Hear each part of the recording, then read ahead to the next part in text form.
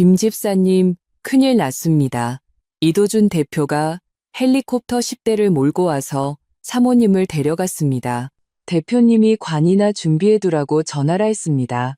99번째 채찍이 내 등에 떨어졌을 때 나는 뼈가 부러지는 소리를 똑똑히 들었다.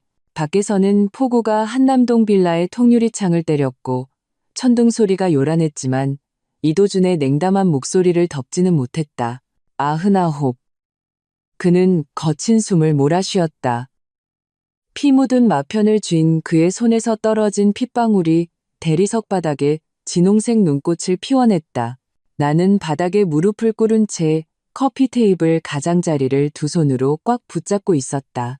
너무 세게 힘을 준 탓에 손마디가 하얗게 질려 있었다. 등은 이미 피와 살이 뒤엉켜 엉망진창이었고 숨을 쉴 때마다 깨진 유리를 삼키는 듯한 고통이 밀려왔다. 하지만 나는 이를 악물고 단 한 번의 신음도 내지 않았다. 그만해요. 무서워요. 최유라는 소파 구석에 몸을 웅크리고 임신한 티도 나지 않는 배를 감싸 안으며 거진 눈물을 흘렸다. 불과 1시간 전 내가 정성껏 준비한 결혼기념일. 저녁 식사 자리에서 그녀는 일부러 내 드레스에 레드와인을 쏟았고 드레스룸까지 나를 따라와서는 내가 밀쳐서 넘어진 척 연기했다. 박서연, 유라가 얼마나 놀랐는지 안 보여? 이도준은 채찍을 내던지고 나보다 10살은 어린 그 여자를 품에 안았다. 우리 아이에게 무슨 일이라도 생기면 내가 널 죽는 것보다 더 고통스럽게 만들어주지. 나는 땀에 젖은 앞머리 사이로 그들을 올려다보았다. 이 결혼은 3달 전에 끝났어야 했다. 그날 나는 그의 양복 주머니에서 내 것이 아닌 립스틱을 발견했다. 그날 밤 그는 무릎을 꿇고 내게 빌었다. 그저 비즈니스 접대였을 뿐이라고, 사랑하는 건 나 하나뿐이라고 했다. 나는 그 말을 믿었다. 이 남자를 사랑했으니까. 대학 시절 나를 위해 첫눈 오는 날 3시간을 기다려준 그부터 창업에 실패하고 내만 있으면 돼 라고 말하던 그까지, 내가 산부인과에서 그가 최유라의 손을 잡고 나오는 것을 보기 전까지는. 이도준, 나는 쉬어 있었지만 냉정한 목소리로 말했다. 7년의 결혼 생활이 99번의 채찍질로 돌아왔네. 그는 잠시 흠칫했다. 내가 아직 말할 힘이 남아있을 줄은 몰랐던 모양이다. 최유라가 곧바로 애교 섞인 목소리로 그의 주의를 돌렸다. 도준 씨, 배가 아파요. 우리 아기 괜찮겠죠? 걱정 마. 바로 병원에 데려다 줄게. 이도준은 그녀를 안심시키고는 나를 돌아볼 때 흉흉한 눈빛으로 변했다. 너, 저 모자가 무사하길 기도하는 게 좋을 거야. 그때 집사인 김 아저씨가 창백한 얼굴로 뛰어들어왔다. 밖에 헬리콥터 10대가 왔습니다. 뭐? 이도준이 미간을 찌푸렸다. 그의 말이 채 끝나기도 전에 빌라 대문이 부서지듯 열렸다. 검은 양복을 입은 남자 10명이 순식간에 들어와 양쪽으로 도열했다. 마지막으로 들어온 사람은 머리가 희끗희끗한 노인이었다. 그는 이도준에게는 눈길도 주지 않고 곧장 내게로 걸어왔다. 아가씨, 저희가 늦었습니다.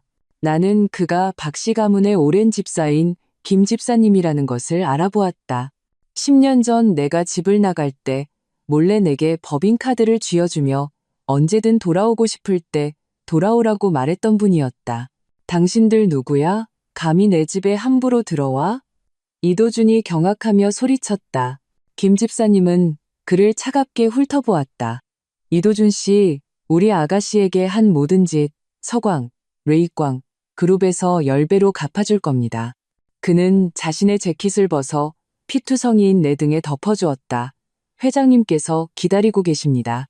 검은 양복을 입은 두 남자가 조심스럽게 나를 부축해 일으켰다. 극심한 고통에 정신을 잃을 뻔했지만 나는 억지로 참아냈다. 이도준의 곁을 지날 때 나는 걸음을 멈췄다. 그 립스틱 샤넬 58호야. 나는 나지막이 말했다. 작년에 네가 내 생일 선물로 사준 것과 같은 모델. 그의 얼굴이 새하얗게 질리는 것을 보고 나는 그가 모든 것을 이해했음을 알았다. 최유라는 내가 알아차리게 하려고 일부러 같은 색상을 골랐던 것이다. 밖에는 10대의 헬리콥터가 선회하며 일으킨 강풍에 정원의 화초들이 사정없이 흔들리고 있었다. 나는 서광그룹의 로고가 새겨진 헬리콥터 안으로 안내되었다. 김 집사님이 안전벨트를 매주며 나지막이 말했다.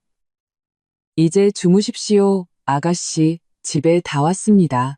의식을 잃기 직전 나는 폭우 속에서 이도준이 히스테릭하게 외치는 소리를 들었다. 박서연, 돌아와. 네가 무슨 서광그룹 아가씨야. 내 아버지는 그냥 강남 벼락부자잖아. 나는 입가에 냉소를 머금었다. 나의 사랑하는 남편, 당신은 내 집안에 대해 아무것도 모르는구나. 헬리콥터는 폭우를 뚫고 솟아올랐다. 나는 새로운 삶을 향해 날아올랐고 이도준은 자신의 악몽이 이제 막 시작되었음을 알지 못했다. 나는 극심한 고통 속에서 깨어났다. 의식이 돌아오는 순간 등 전체를 태우는 듯한 통증이 온몸을 휩쓸었다. 나도 모르게 신음이 터져나왔고 곧 따뜻하고 커다란 손이 내 손을 잡아주는 것이 느껴졌다. 서연아, 아빠 여기 있다. 그 목소리에 나는 번쩍 눈을 떴다. 흐릿했던 시야가 몇 초 뒤에야 선명해지며 침대 곁에 앉아있는 남자를 알아보았다. 머리는 희끗희끗해졌고 눈가의 주름은 기억 속보다 더 깊어졌지만 눈빛만은 여전히 다정했다. 10년 만이었다. 내가 아버지를 마지막으로 본 것은 이도준과 평생을 약속하기 위해 떠났던 그 비오는 밤이었다. 목구멍이 모래로 가득 찬 듯 건조했다. 내 목소리는 낯설고 쉬어 있었다. 정말 저예요? 아버지는 즉시 침대 머리맡에 배를 눌렀고 조심스럽게 내가 물을 마실 수 있도록 부축해 주었다. 말하지 마라. 상처가 아주 깊다. 그의 목소리는 나지막했지만 분노가 서려 있었다. 그 짐승 같은 놈이 감히 너에게 이런 짓을. 그제야 나는 이곳이 평범한 병실이 아님을 깨달았다. 서울의 스카이라인이 한눈에 들어오는 통유리창, 특수유리를 통해 침대 발치에 쏟아지는 햇살, 최첨단 의료 시스템이 갖춰진 침대, 벽에 스크린에 실시간으로 표시되는 내 생체 신호까지. 이곳은 호화로운 의료 스위트룸이었다. 여기가 어디예요? 나는 힘겹게 물었다. 서광그룹 VVIP 병원이다. 아버지는 가볍게 고개를 끄덕였다. 그의 눈빛에는 긍지와 확신이 담겨 있었다. 그는 나를 보며 한자 한자 힘주어 말했다. 이게 바로 우리 서광그룹의 딸이다. 그는 내 손을 꽉 잡았다. 마치 그 굳건함을 내게 전해주려는 듯이. 서연아, 오늘부터 너는 더 이상 누구의 아내도 누구의 부속물도 아니다. 너는 너 자신이며 서광그룹의 후계자다. 그 순간 내 마음을 뒤덮고 있던 안개가 걷히는 기분이었다. 지난 몇 년간 결혼 생활 속에서 겪었던 억울함과 고통이 기나긴 꿈처럼 느껴졌다. 이제는 깨어날 시간이었다. 나는 더 이상 도망치지도 나에 대한 어떠한 배신과 모욕도 용납하지 않을 것이다. 아버지는 서랍에서 서류 한 뭉치를 꺼냈다. 이건 내 명의로 된 개인 자산 명세서다. 그리고 해외에 등록된 법인 몇 개도 포함되어 있지. 네가 유일한 법인 대표다. 나는 그 숫자들과 인장들을 보며 내가 결코 아무것도 없는 사람이 아니었음을 처음으로 실감했다. 이제부터 그룹 전체를 맡을 준비를 해야 한다. 아버지의 어조에는 더 이상 연민이 없었다. 굳건한 신뢰만이 담겨 있었다. 하지만 그 전에 그 개만도 못한 남녀에게 대가를 치르게 해야 한다. 모든 사람에게 서광그룹의 딸을 건드리면 어떻게 되는지 똑똑히 보여줘야 해. 나는 심호흡을 하며 고개를 끄덕였다.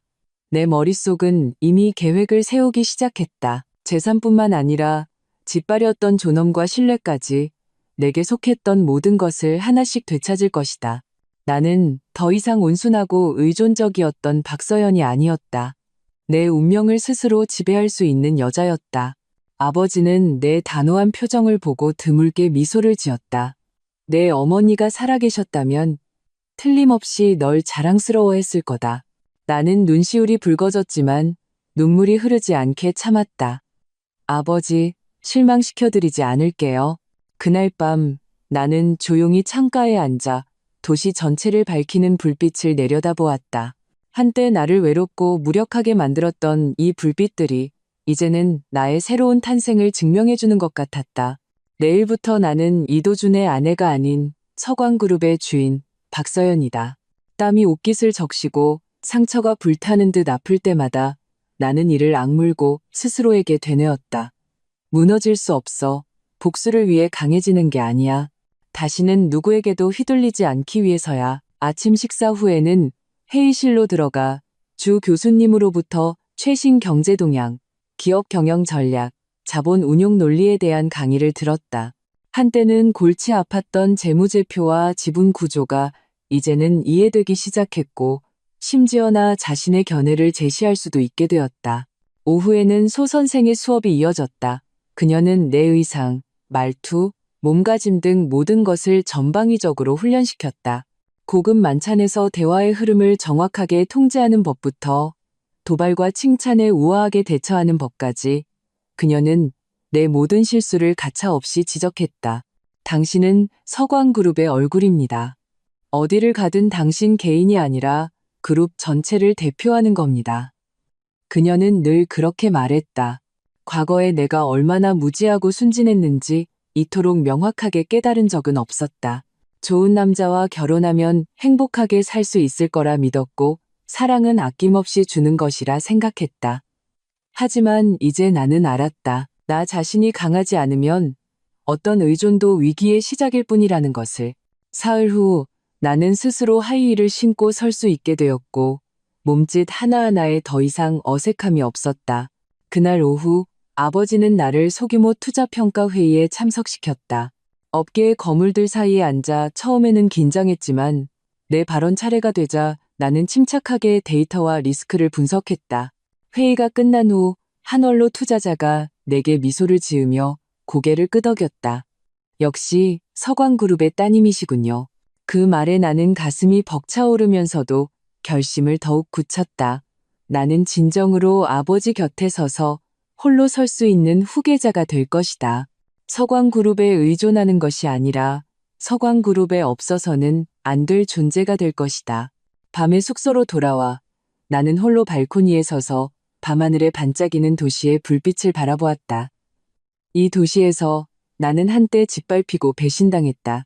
이제 나는 이곳에서 다시 태어날 것이다. 이도준, 넌 날 심연으로 밀어넣었지. 이제 진짜 내가 어떻게 잿더미 속에서 일어나 내 모든 것을 되찾는지 똑똑히 지켜봐. 과연 서광그룹의 따님이십니다.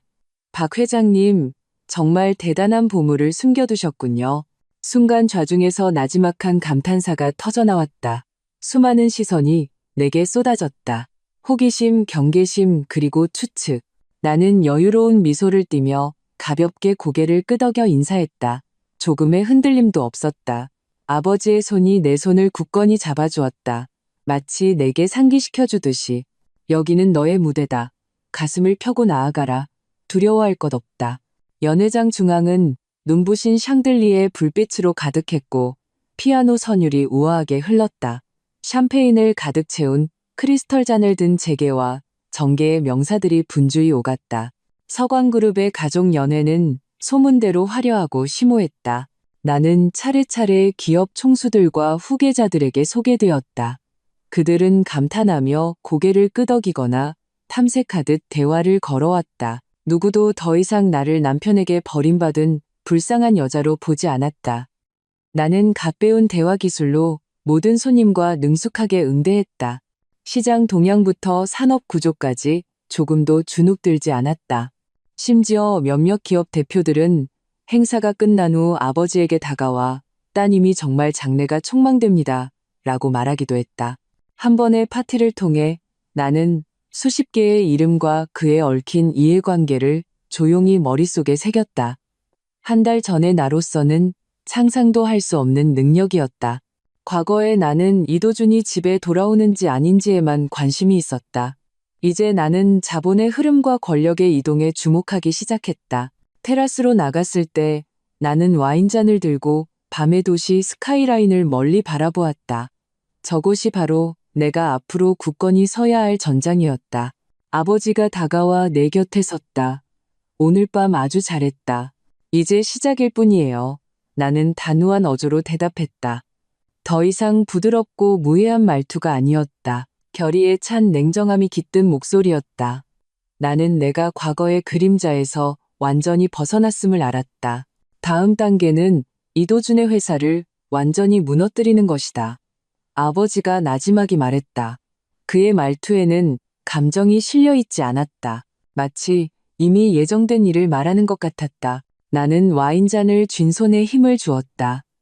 내 눈빛은 서리처럼 차가웠다. 제가 직접 할 거예요. 그 말을 내뱉는 순간 나는 발밑에서부터 전에 없던 냉기가 솟아오르는 것을 느꼈다. 하지만 바로 그 차가움이 내게 상기시켜 주었다. 과거의 나는 사랑 때문에 죽었지만 현재의 나는 이성과 힘으로 다시 태어날 것이라고. 연애는 심야까지 계속되었다. 각계의 세력들은 이 호화로운 사교의 장에서 자신들의 발언권을 재분배하고 있었다.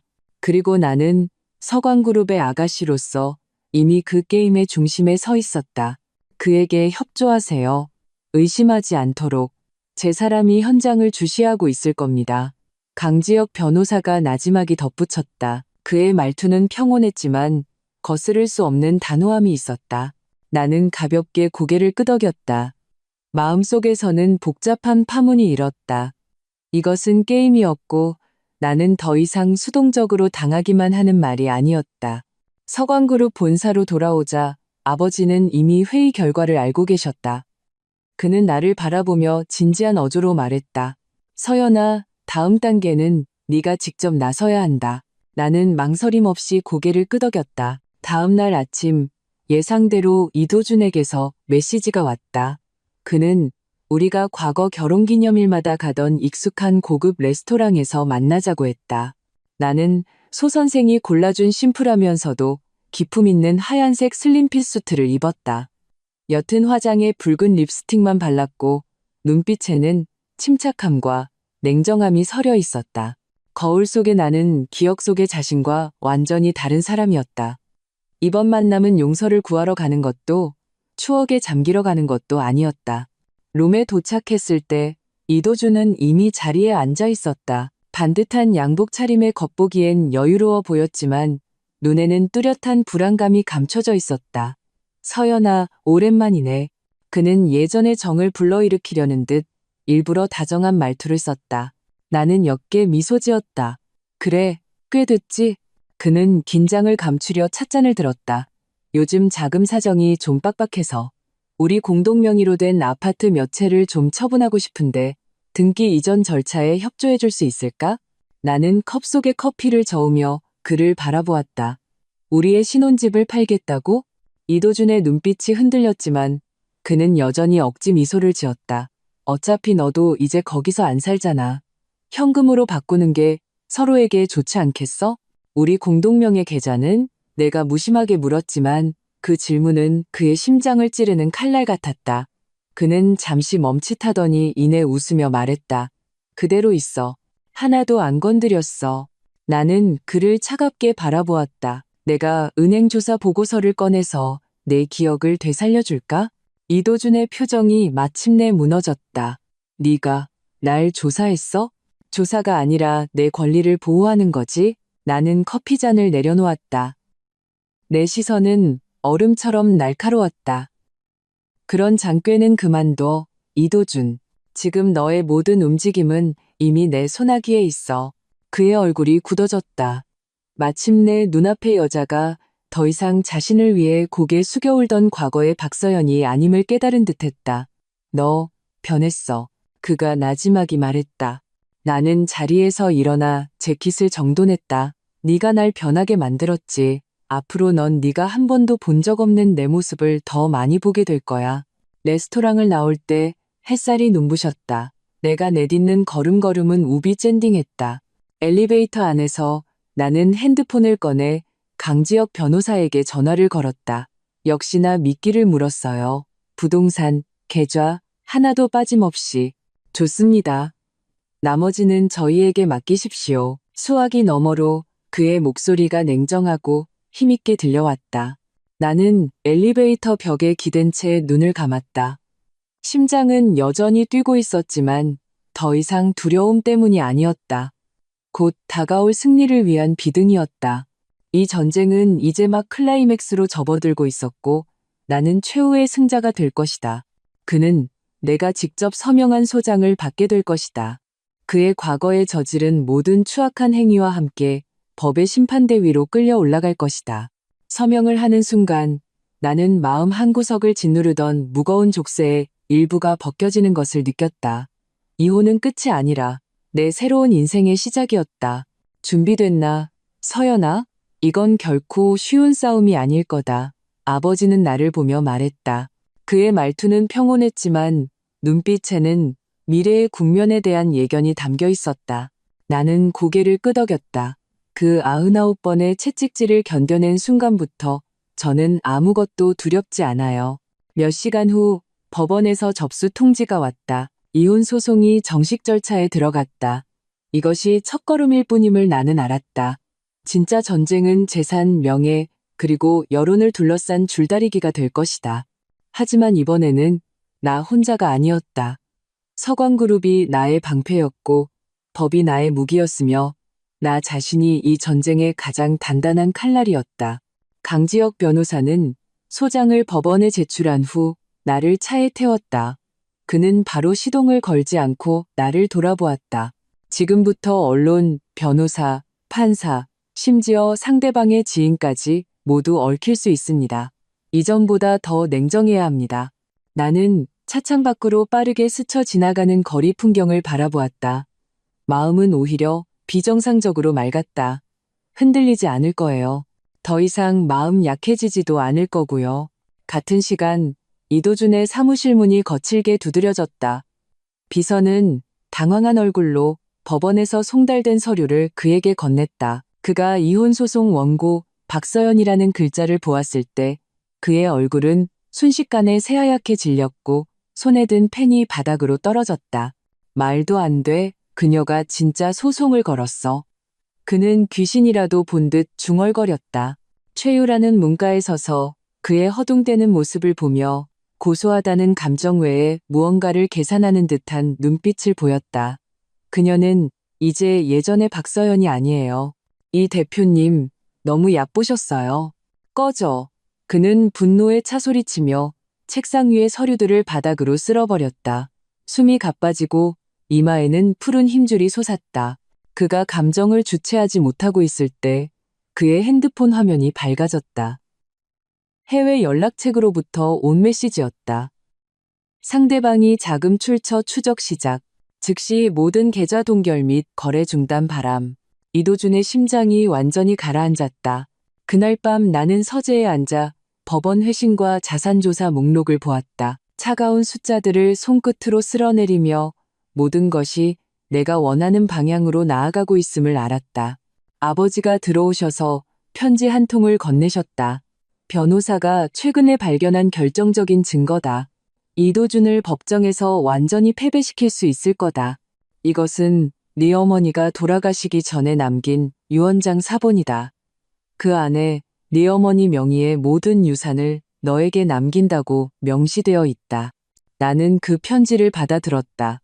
가슴속에 천겹이 파도가 일었다. 이것은 운명의 보답이자 어머니가 나에게 남긴 가장 깊은 수호였다. 내 목소리는 거의 들리지 않을 정도로 작았다. 고맙습니다. 엄마, 이 싸움은 나 자신만을 위한 것이 아니었다. 어머니의 한을 풀어드리고 모든 사람에게 박서연은 결코 패배하지 않았음을 보여주기 위한 것이었다. 이 회사는 한때 우리 사교계에서도 꽤 알려진 곳이었지만 3년 전에 이미 파산 신청을 했습니다. 그런데 이 주문서가 최근 분기 매출 항목에 버젓이 올라와 있군요. 명백히 문제가 있습니다. 그렇다면 제 추측이 맞았군요. 강지혁 변호사가 나직이 말했다. 이도준은 허위 협력 업체를 내세워 실적을 부풀리고 더 많은 투자를 유치했을 가능성이 큽니다. 나는 그 재무 보고서를 꽉 쥐었다. 머릿속이 빠르게 회전했다. 이것은 단순히 기업의 분식 회계를 넘어 더 큰 규모의 자금 사기와 연루되었을 가능성이 있었다. 일단 사실로 밝혀지면 이혼 소송뿐만 아니라 그의 사업 전체가 무너질 것이다. 더 많은 증거가 필요해요. 나는 고개를 들고 단호하게 말했다. 걱정 마십시오. 강지혁 변호사가 서류철 하나를 밀어주었다. 이미 저희 로펌 조사팀에서 이도준의 사업 네트워크를 깊숙이 추적하고 있습니다. 이 허위 데이터들은 빙산의 일각에 불과합니다. 나는 그 표시와 메모들을 훑어보았다. 하나의 완전한 조작 패턴이 눈앞에 서서히 드러났다. 역의 계좌, 유령 회사, 허위 계약. 이도준은 이미 법의 경계선을 넘은 것이 아니라 완전히 붉은 선 안으로 발을 들여놓은 상태였다. 우리는 책상에 마주 앉았다. 분위기는 비정상적으로 조용해졌다. 이것은 더 이상 개인적인 원한이 아니었다. 정의와 탐욕의 대결이었다. 강지혁 변호사는 잠시 생각에 잠기더니 노트북을 열어 최신 감시보고서를 보여주었다. 이것은 저희가 그의 사무실 근처에 설치한 장비로 녹화한 영상입니다. 화면 속에서 이도준은 낯선 남자와 자료를 교환하고 있었다. 시간은 지난주 금요일 심야로 찍혀 있었다. 저희는 이 남자가 그의 불법 자금을 옮기는 브로커일 것으로 추정하고 있습니다. 저희 팀이 그의 동선을 계속 추적하여 자금의 흐름을 파악할 겁니다. 나는 고개를 끄덕였다. 마음 한구석에서는 말할 수 없는 압박감이 느껴졌다. 이 싸움은 점점 더 복잡해지고 있었다. 나는 더 이상 나 자신을 위해 싸우는 것이 아니라 재계 전체를 뒤흔들 수도 있는 검은 막을 들추고 있었다. 너무 무겁게 느껴진다면 로펌의 다른 사람에게 맡길 수 있습니다. 강지혁 변호사가 나를 바라보며 의외로 부드러운 말투로 말했다. 너무 많은 것을 짊어지고 있어요. 아니요. 나는 고개를 저었다. 눈빛은 확고했다. 이 모든 건 제가 마주해야 할 일이에요. 7년의 신뢰가 짓밟렸는데 그가 그렇게 편안하게 떠나게 둘 수는 없어요. 잠시 침묵이 흐른 후 나는 책장으로 다가가 낡은 법률 서적 한 권을 꺼냈다. 손끝이 나도 모르게 떨렸다.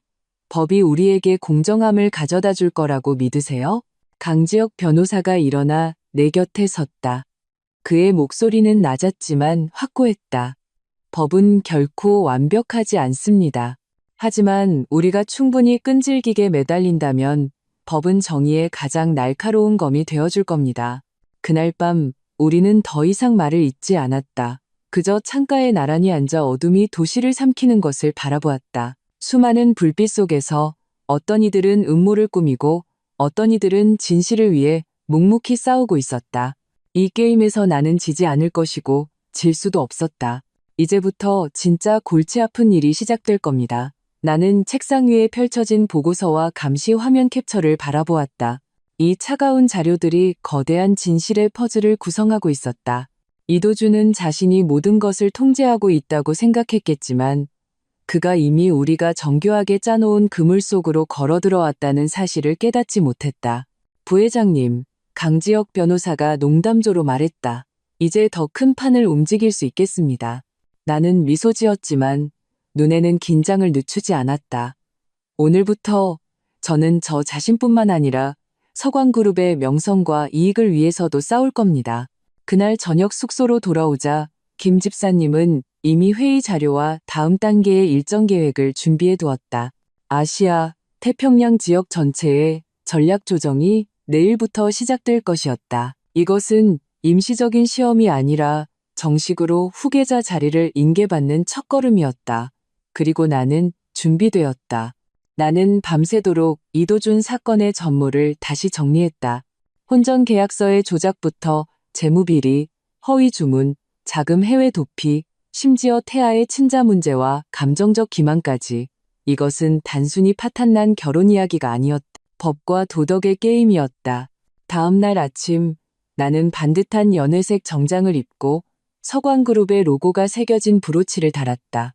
그룹 회의실에 들어섰을 때 모든 이사와 고위 임원들이 일어서서 내게 고개를 숙여 인사했다. 그 순간 나는 진정으로 내가 더 이상 남의 그림자 아래 서 있던 소녀가 아니라 인정받는 리더임을 느꼈다. 회의가 끝난 후 강지혁 변호사에게서 메시지가 왔다. 해외 계좌에서 의심스러운 자금 흐름을 포착했습니다. 곧 가명으로 개설된 부동산 신탁으로 유입될 예정입니다. 국제금융감독기관에 연락해 임시 동결을 신청하고 동시에 형사고발 자료를 준비하겠습니다. 나는 전화로 짧게 답했다. 마음껏 하세요. 모든 법적 책임은 제가 지겠습니다. 나는 이 말을 지극히 냉정하게 했다. 왜냐하면 진짜 박서연은 맞서 싸우기로 선택한 그 순간부터 다시 태어났기 때문이었다. 오후 아버지가 직접 내 사무실로 찾아오셨다. 그는 창가에 서서 멀리 늘어선 고층 빌딩들을 바라보며 드물게 부드러운 어조로 말했다. 내 어머니는 살아생전 네가 상처받을까봐 가장 걱정했지. 그 사람이 아직 살아있었다면 오늘날의 너를 무척이나 자랑스러워했을 거다. 나는 목이 메었지만 눈물이 흐르지 않게 참았다. 그저 나지막이 대답했다. 제가 서광그룹을 다시 이 도시의 가장 높은 곳에 세울 거예요. 그리고 저를 얕봤던 모든 사람들이 후회하게 만들 거고요. 아버지가 가볍게 내 어깨를 두드렸다. 넌 이미 해냈다, 서연아. 밤이 깊어질 무렵 마침내 뉴스에서 DJ 테크가 중대한 재무비리 혐의로 금융감독원의 조사를 받고 있으며 관련 금액이 수억 원에 달하고 대표인 이도준은 출국 금지 조치를 당했다는 보도가 나오기 시작했다. 나는 사무실 책상에 앉아 있었다. 핸드폰은 계속해서 진동했다. 언론의 인터뷰 요청, 업계의 축하 메시지, 심지어 과거 나를 무시했던 전 남편의 지인들까지 다시 접근하려 했다. 나는 그저였게 미소 짓고는 모든 메시지를 차단했다. 게임은 이제 막 시작되었을 뿐이다. 낮에는 이사회와 각 부서를 오가며 모든 프로젝트의 진행 상황과 리스크를 점검했다. 밤에는 재단 설립 준비팀과 심야까지 회의를 했다. 2주 연속 내 생활은 틈없이 빽빽하게 짜여 있었고 수면 시간은 극한까지 줄어들었지만 피곤함을 느끼지 못했다. 마치 한때 배신과 굴욕으로 타올랐던 내면의 불꽃이 이제 새로운 연료와 방향을 찾은 것 같았다. 회의실에 들어설 때마다 한때 내 능력을 의심했던 중년의 이사들이 먼저 일어나 고개를 숙여 인사하는 것을 보며 나는 말할 수 없는 확신을 느꼈다. 나는 박 씨라는 성덕분이 아니라 실력으로 자리와 존중을 다시 얻어낸 것이다. 재단의 진행 상황도 예상보다 순조로웠다. 서광그룹은 본사 건물 한 층을 재단 본부로 내주었고 한 사립병원도 우리와 협력 협약을 맺어 여성 건강 검진과 심리 치료 자원을 제공하기로 했다. 로펌 쪽에서는 강지혁 변호사가 4명의 젊은 변호사를 배정해 법률 지원 절차 초안을 작성하도록 도왔다. 모든 세부 사항을 그가 직접 검토하며 조금도 허투루 하지 않았다. 왜 저희를 도와주시는 거죠? 나는 그 변호사들에게 물은 적이 있었다. 당신이 아니오라고 말하며 처음으로 일어선 사람이니까요. 그중 한 명이 그렇게 대답했다. 그 순간 나는 마침내 깨달았다. 내 상처는 사라지지 않을지 모르지만 그것이 다른 사람들에게는 희망이 될 수 있다는 것을. 하지만 모든 것이 순조롭게 진행되고 있다고 생각했을 때 예상치 못한 이름이 핸드폰 발신자 정보에 떴다. 최유라. 나는 그 익숙하면서도 혐오스러운 글자를 응시했다. 몇 초간 망설임 끝에 전화를 받았다. 무슨 짓이야? 전화기 저편은 잠시 침묵하다가 그녀의 기운 없는 목소리가 들려왔다. 나 당신을 좀 만나고 싶어요. 딱 한 번만요. 그 아이에 대해서. 나는 미간을 찌푸렸다. 그 아이, 이도준 아이 아니지? 그녀는 부정하지 않고 쓴웃음을 지었다. 당신이 이미 조사했을 줄 알았어요. 하지만 직접 말하고 싶은 게 있어요. 나는 창밖을 바라보았다. 밤은 짙었고 마음은 복잡했다. 한때 이 여자는 내 결혼을 망치고 내 존엄을 짓밟았다. 하지만 이제 그는 스스로 고개를 숙이고 있었다. 이 안에 더 깊은 비밀이 숨겨져 있는 걸까? 내일 오후 3시 서광그룹 맞은편 카페에서 나는 차갑게 말하고 전화를 끊었다. 나는 핸드폰을 책상 위에 내려놓고 거울에 비친 냉정하고 담담한 내 얼굴을 보았다. 복수자의 뒤틀린 표정도 피해자의 원망스러운 표정도 아니었다. 마침내 자신의 운명을 손에 쥔 한 여자의 얼굴이었다. 그날 밤 강지혁 변호사에게서 메시지가 왔다. 이도준이 변호사를 통해 이혼 재판 연기를 신청하고 있습니다. 이유는 정서 불안과 회사 위기라고 합니다. 나는 짧게 답했다. 불어. 그가 바로 답장을 보냈다. 알겠습니다. 처리하죠. 나는 침대에 누웠지만 머릿속은 한순간도 멈추지 않았다.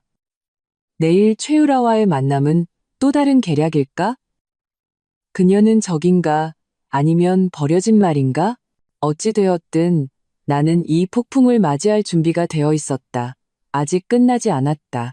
DJ 테크 분식회계 혐의로 전면 조사 착수.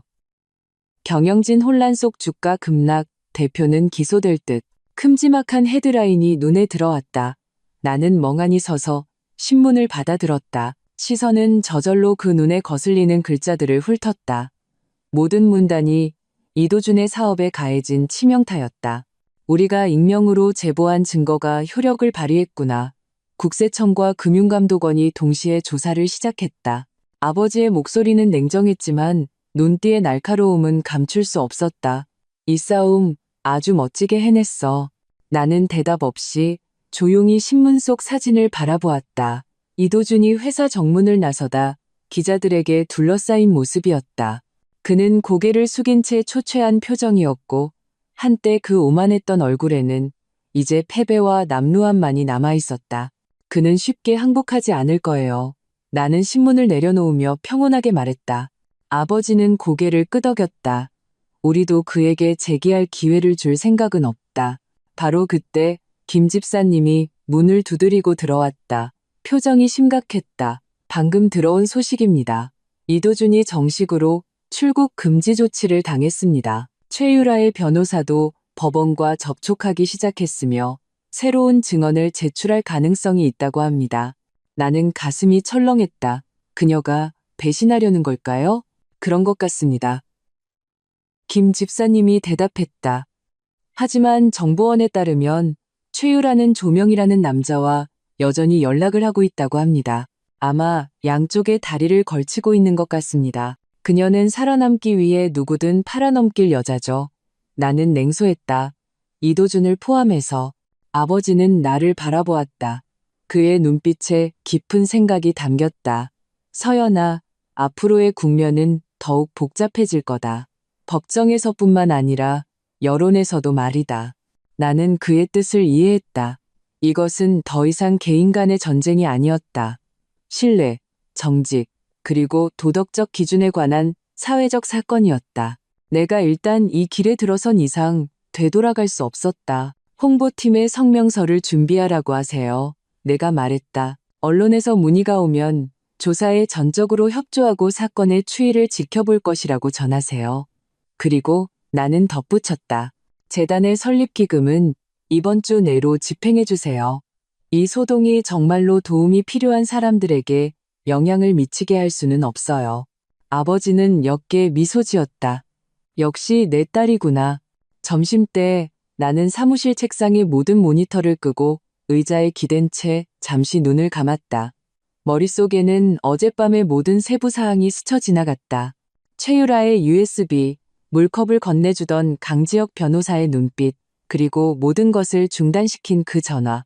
모든 것이 아직 완전히 맞춰지지 않은 퍼즐 조각 같았지만 그 안에 무엇이 숨겨져 있는지 이미 예감할 수 있었다. 나는 눈을 뜨고 핸드폰을 들어 강지혁 변호사에게 메시지를 보냈다. 저녁에 보죠. 최유라의 진짜 입장에 대해 이야기해야 할 것 같아요. 몇 초 후 그에게서 두 글자가 돌아왔다. 기다리죠. 나는 화면 속 메시지를 보며 문득 그날 밤 강지혁 변호사가 했던 말을 떠올렸다. 당신이 준비될 때까지. 이제 내가 정말로 준비되었는지는 확신할 수 없었다. 하지만 나는 알았다. 진실이든 배신이든 사랑이든 나는 더 이상 피하지 않을 것이다. 이 순간부터 내 인생은 내가 직접 쓰는 것이니까. 그의 얼굴은 뒤틀렸고 눈빛은 광기에 차 있었다. 손에 든 칼은 여전히 떨리고 있었다. 그는 한 걸음 한 걸음 다가왔다. 마치 막다른 길에 몰린 상처 입은 야수처럼. 알고 싶어. 대체 나를 얼마나 증오하는 거지? 그의 목소리는 유리의 못을 긁는 것처럼 쉰소리가 났고 절망과 악의가 뒤섞여 있었다. 나는 억지로 몸을 더 꼿꼿이 세웠다. 시선을 피하지 않았다. 증오가 아니야. 깨달음이지. 당신이 직접 우리의 결혼을 칼로 조각조각 냈고 지금은 단지 당신이 선택한 결과를 감당하고 있을 뿐이야. 냉혈한 그가 포효했다. 칼날이 허공에서 차가운 빛을 번뜩였다. 그 순간 나는 등 뒤에서 미세한 발소리를 들었다. 경비팀이 경보를 받고 다가오고 있는 것이 분명했다. 내가 냉혈했다면 지금 여기서 당신과 이런 말을 하고 있지도 않았겠지. 나는 단호하게 말했지만 책상 아래의 손은 이미 주먹을 꽉 쥐고 있었다. 손바닥은 축축했다. 그를 너무 자극해서도 안 되지만 약한 모습을 보여서도 안 됐다. 강지혁 변호사가 천천히 다가왔다. 그의 목소리는 침착했지만 명령조였다. 이도준 씨, 지금 떠나면 최소한의 체면은 지킬 수 있을 겁니다. 칼을 내려놓지 않으면 당신에게는 다시 돌아올 기회조차 없을 겁니다. 체면? 이도준은 세상에서 가장 큰 농담이라도 들은 듯했다. 지금 내가 사람 몰골도 아닌데 무슨 체면을 말하는 거야. 그의 감정은 이미 폭발 직전이었다. 얼굴 근육이 경련했고 칼을 쥔 손에 힘이 더 들어갔다. 다음 순간 그가 갑자기 앞으로 달려들었다. 그가 칼을 휘두르려는 순간 한 그림자가 재빨리 내 앞을 막아섰다. 강지혁 변호사가 나를 등 뒤로 보호하며 이도준의 손목을 힘껏 붙잡았다. 두 사람은 순식간에 뒤엉켜 싸웠다. 칼이 손에서 떨어져 얕은 궤적을 그리며 바닥에 부딪혔다. 금속이 부딪히는 맑은 소리가 울렸다. 3명의 경비요원이 동시에 뛰어들어와 이도준을 신속하게 제압했다. 그는 바닥에 쓰러져 거친 숨을 몰아쉬었다. 모든 것을 잃은 짐승처럼 발버둥 쳤지만 힘이 없었다. 박서연, 네가 이겼다고 생각해? 그는 고개를 들었다. 눈에는 원망이 가득했다. 기뻐하지 마. 나 아직 할 말이. 그는 경비요원들에게 제압당해 끌려나갔다. 나는 그 자리에 서 있었다. 심장이 흉곽을 뚫고 나올 듯 격렬하게 뛰었다. 그가 완전히 끌려나간 것을 확인하고 나서야 나는 온몸이 떨리고 있음을 깨달았다. 강지혁 변호사가 돌아서서 나를 보았다. 그의 눈에 당황한 기색이 스쳤다. 괜찮아요? 다친 데는 없고요. 나는 고개를 저었다. 목소리가 미세하게 떨렸다. 난 괜찮아요. 당신은 팔에서 피가. 나는 그제야 방금의 격투 중에 그의 양복 소매가 찢기고 피부에 선명한 핏자국이 난 것을 보았다. 가벼운 상처예요. 괜찮습니다. 그는 고개를 숙여 한번 쳐다보고는 옅게 미소 지었다. 마치 그 정도 상처는 아무것도 아니라는 듯이 나는 순간 말을 잇지 못했다. 가슴 속에서 억누를 수 없는 감정이 솟아올랐다. 시큼함과 고마움이 뒤섞였다. 왜? 항상 내 앞에 서는 거죠? 내가 나지막이 물었다. 당신이 다치는 걸 볼 수 없으니까. 그가 나를 보며 말했다. 그의 목소리는 부드러웠지만 확고했다. 그 순간 내 마음의 벽에 작은 균열이 생겼다. 하지만 나는 알았다. 지금은 사랑을 이야기할 때가 아니라는 것을. 오늘 기록들을 정리해야 해요. 나는 돌아서서 심호흡을 했다. 억지로 냉정을 되찾았다. 이 일이 알려지면 서광그룹과 재단에 영향이 있을 거예요. 강지혁 변호사가 고개를 끄덕였다.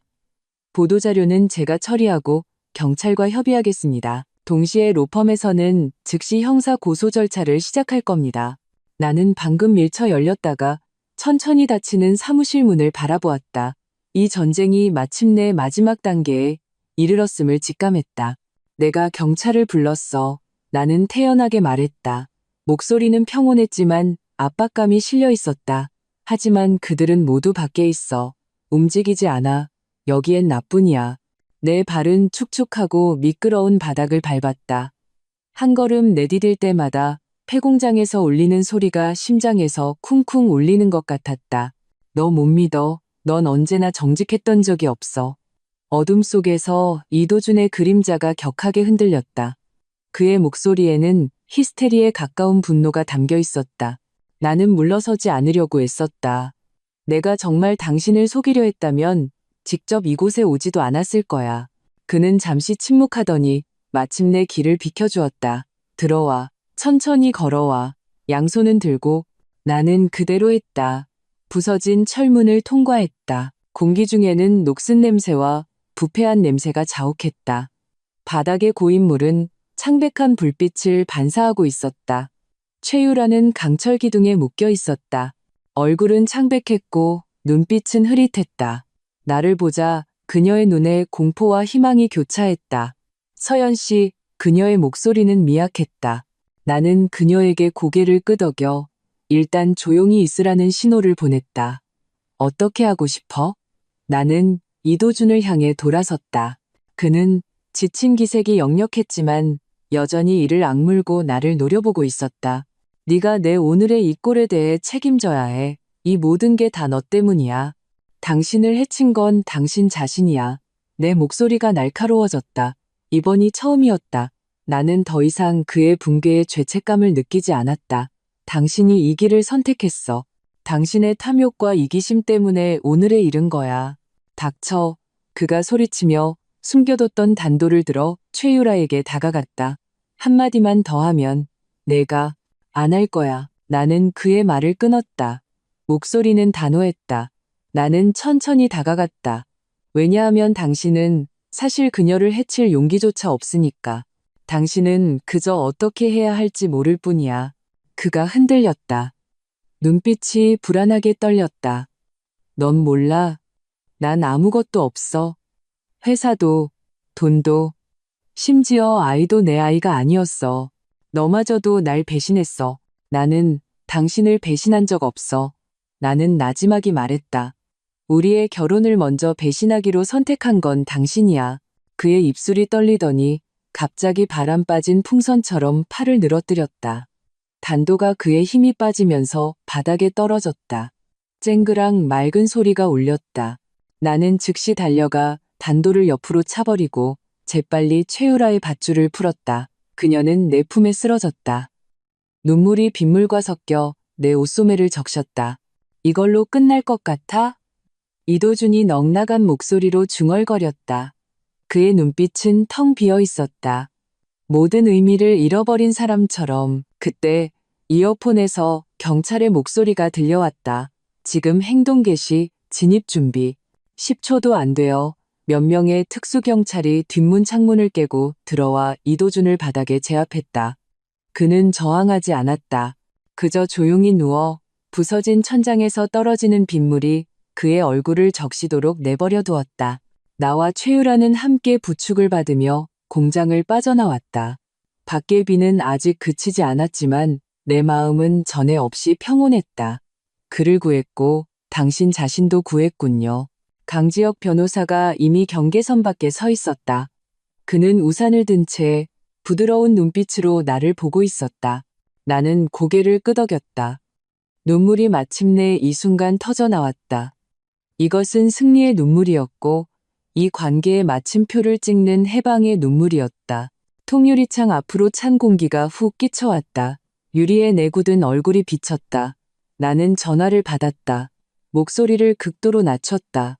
배후에서 누가 조종하고 있는지 알아낼 수 있나요? 아직 확실하지 않습니다. 하지만 보석을 승인한 판사는 새로 부임한 인물이고 배경이 거의 알려져 있지 않습니다. 전화기 저편 강지혁 변호사의 목소리는 낮고 무거웠다. 저희는 누군가 비정상적인 관계를 동원했을 것으로 의심하고 있습니다. 나는 핸드폰을 쥔 손마디가 하얗게 질렸다. 재단 회의실에서는 여전히 동료들이 다음 홍보 활동에 대해 논의하고 있었지만 나는 어떤 것에도 집중할 수 없었다. 그는 이미 정식 기소됐는데 이렇게 빨리 보석으로 풀려나다니 그 배후에 그가 감옥에 가는 것을 원치 않는 사람이 있다는 뜻이군요. 즉시 법원 쪽 지인에게 연락해서 구체적인 신청 절차와 핵심적으로 움직인 인물이 누군지 알아봐 달라고 하겠습니다. 강지혁 변호사가 덧붙였다. 고마워요, 지혁 씨. 나는 나지막이 말했다. 시선이 회의 테이블 위에 서류철로 향했다. 그 안에는 방금 도착한 보고서가 있었다. 제목은 최근 고위험 사례 명단. 나는 문득 깨달았다. 만약 이도준이 풀려난다면 우리에게, 심지어 재단에게까지 위험을 초래할 것이 분명했다. 그리고 한 가지 더. 강지혁 변호사의 목소리가 갑자기 낮아졌다. 오늘 새벽 차 한 대가 당신 집에 접근했습니다.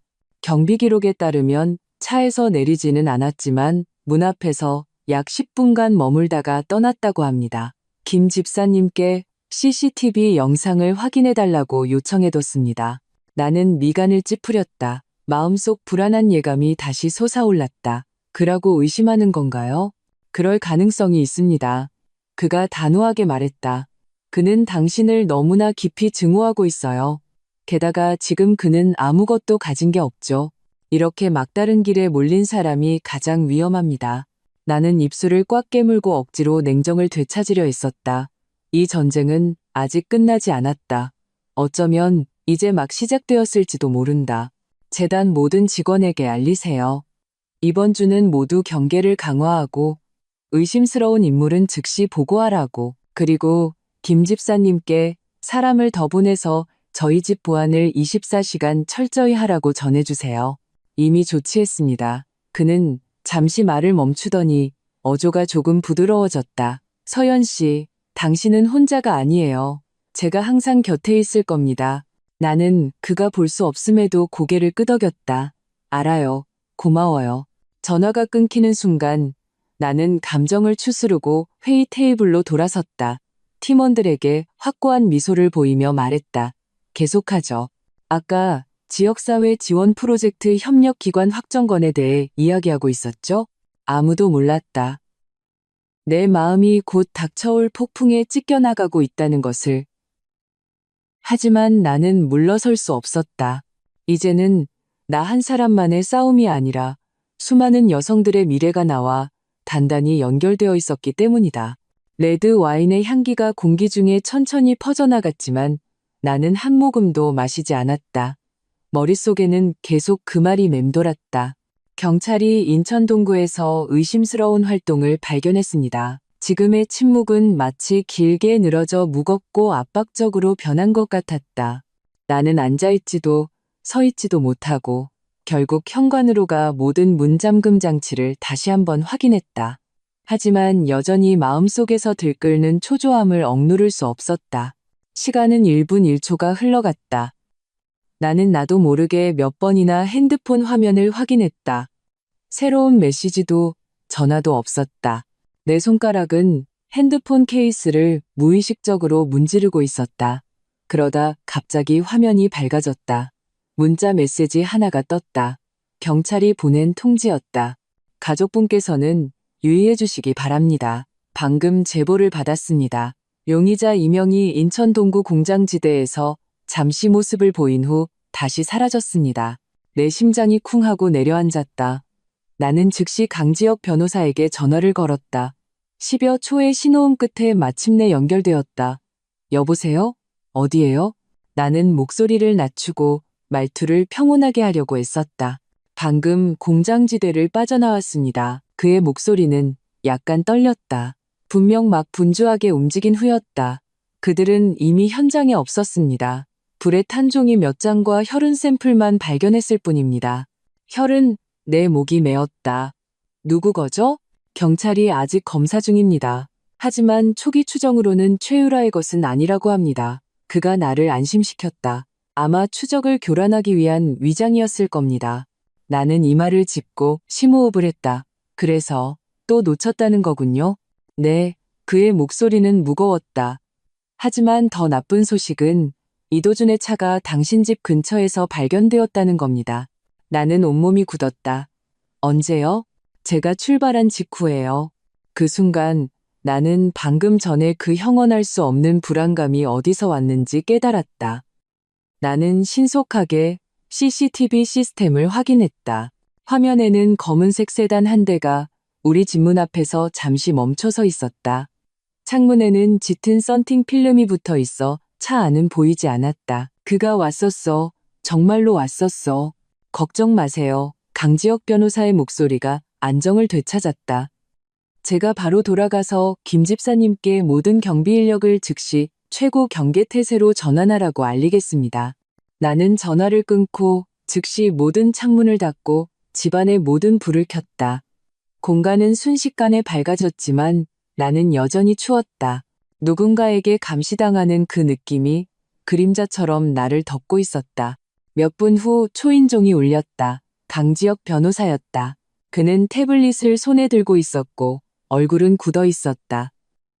우리가 그를 과소평가했을지도 모릅니다. 그는 단순히 복수하려는 게 아니에요. 판을 짜고 있습니다. 판을? 나는 미간을 찌푸렸다. 그의 회사는 망했고 명성도 무너졌는데 무슨 판을 짤 게 남았죠? 그가 태블릿을 켰다. 암호화된 이메일 한 통이 눈에 들어왔다. 익명의 주소에서 발송된 것이었다. 이 편지는 몇몇 해외 언론사로 전달되었습니다. 내용은 당신의 아버지가 주가 조작과 불법 인수를 통해 DJ테크를 강탈했다는 것입니다. 나는 순식간에 얼음 동굴에 떨어진 것 같았다. 증거는? 초기 분석으로는 전부 허위 자료입니다. 하지만 편집과 데이터가 매우 정교하게 만들어져 악의적인 누군가가 이를 이용해 여론을 조작한다면 서광그룹에 막대한 타격을 줄 수 있습니다. 나는 화면 속에서 악의적으로 편집된 도표와 합성된 대화들을 보았다. 주먹이 저절로 꽉 쥐어졌다. 이도준은 미친 것이 아니었다. 그는 실패하기 전에 모든 사람을 끌어안고 함께 죽으려 하고 있었다. 내가 또 시간 끌고 있는 줄 알아? 이도준이 이를 악물고 으르렁거렸다. 그의 눈빛은 통제불능의 야수처럼 광기에 차 있었다. 그는 돌아서서 벽 옆에 철제통을 걷어찼다. 그 소리에 공장 전체가 윙윙 울렸다. 최유라가 가볍게 비웃었다. 마치 한 편의 막장 드라마를 보는 것 같았다. 그녀의 목소리는 쉬어 있었다. 연기 그만해. 박서연이 당신 미친 거 한두 번 본 것도 아니잖아. 나는 그의 감정이 흔들리는 틈을 타 손톱으로 손목의 밧줄을 몰래 긁었다. 조금 느슨해진 느낌이 들었다. 이제 마지막 한 고비만 넘으면 됐다. 타이머의 붉은 불빛이 깜박였다. 시간은 25분으로 카운트다운되고 있었다. 공기 중에는 말로 표현할 수 없는 질식감이 감돌았다. 이도준은 서성이기 시작했다. 끊임없이 중얼거렸다. 모두가 날 배신했어. 너도 날 배신했어. 서연아, 왜 내 곁에 남지 않았어? 왜 그 변호사를 선택했어? 그가 갑자기 멈춰서서 나를 맹렬히 쏘아보았다. 말해봐. 강지혁이 나보다 나은 게 뭐야? 적어도 그는 날 바닥에 무릎 꿇리고 채찍질하지는 않아. 나는 냉담하게 단호한 눈빛으로 말했다. 그 말은 바늘처럼 이도준의 신경을 찔렀다. 그의 얼굴 근육이 경련했다. 명백히 내가 그의 아픈 곳을 찔렀다. 닥쳐. 그가 포효하며 옆에 있던 쇠파이프를 집어들고 내게 다가왔다. 나는 긴장하며 숨을 참았다. 마음속으로 타이밍을 계산했다. 죽여. 최유라가 갑자기 날카롭게 소리쳤다. 그녀의 목소리에는 히스테릭한 결의가 가득했다. 우린 이미 갈 곳이 없어. 지금 끝내버려. 이도준이 걸음을 멈추고 그녀를 돌아보았다. 그의 눈에 망설임이 스쳤다. 우린 함께잖아? 안 그래? 그가 다가가 그녀의 손을 잡았지만 그녀는 거칠게 뿌리쳤다. 사람 하나 죽일 용기도 없으면서 무슨 복수를 하겠다는 거야. 그 순간 나는 밧줄이 마침내 한 뼘 풀렸음을 느꼈다. 나는 즉시 계속해서 마찰을 가했다. 이마에 식은땀이 흘렀다. 남은 시간은 20분도 채 되지 않았. 더 빨리 움직여야 했. 너희 모두 후회하게 될 거야. 이도준이 낮게 으르렁거렸다. 막다른 벽에 몰린 야수 같았다. 그는 제어판으로 다가가 손가락을 붉은 버튼 위에 올렸다. 너희 때문이 아니었다면 최유라는 임신했을 거고 나한테는 가정이 있었을 거야. 내 회사는 망하지 않았을 거고 내 인생이 이렇게 되지는 않았을 거라고. 아니, 이도준. 당신 인생이 이렇게 된 건 당신이 단 한 번도 자신의 잘못을 책임지려 하지 않았기 때문이야. 내가 입을 열었다. 목소리는 냉정하고 단호했다. 당신은 속였고 탐욕스러웠고 모든 관계를 통제했어. 다른 사람의 희생을 당연하게 여겼지. 지금의 결과는 그저 인과응보일 뿐이야. 그는 멈춰섰다. 마치 무언가에 심장을 꿰뚫린 것 같았다. 나는 손목을 확 잡아당겨 마침내 밧줄을 풀었다. 동시에 목소리를 낮춰 박서연, 자유다라고 스스로에게 속삭였다. 겉으로는 아무렇지 않은 척했다. 그만해. 최유라가 갑자기 크게 비명을 지르며 이도준에게 달려들어 리모컨을 빼앗으려 했다.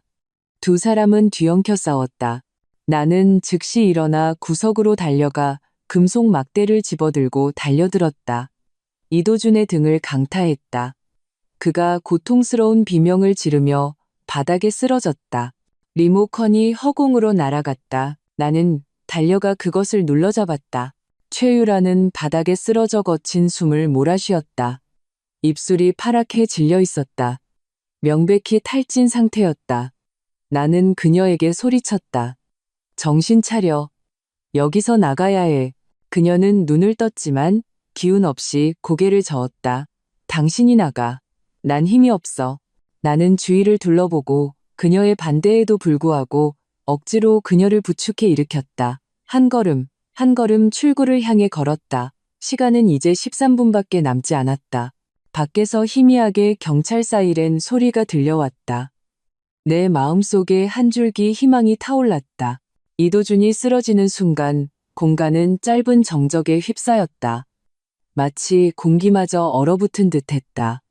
최유라는 그의 몸 위로 엎드려 통곡했다. 눈물이 핏자국과 섞여 그녀의 창백했던 얼굴을 엉망으로 만들었다. 나는 바닥에 주저앉아 온몸을 떨며 거친 숨을 몰아쉬었다. 눈앞이 흐릿했다. 경찰이 신속하게 다가와 폭발 장치를 확인했다. 기술팀 요원이 외쳤다. 타이머는 가짜 신호입니다. 폭발 장치는 전원에 연결되어 있지도 않습니다. 그 말에 모두가 숨을 들이켰다. 이도준은 처음부터 끝까지 이 죽음의 게임을 이용해 우리를 고문하고 심리적으로 내 의지를 파괴하려 했던 것이다. 이 남자는 완전히 미쳤다. 강지혁 변호사가 내 앞으로 달려와 무릎을 꿇고 내 어깨를 붙잡았다. 서연 씨, 괜찮아요? 나는 목이 잠겼지만 힘겹게 희미한 미소를 지었다. 나, 살아있어요. 그의 눈이 붉어졌다. 그는 나를 힘껏 껴안았다. 나와 죽음 사이에 서 있던 그 남자가 마침내 내가 가장 취약한 순간에 나타났다.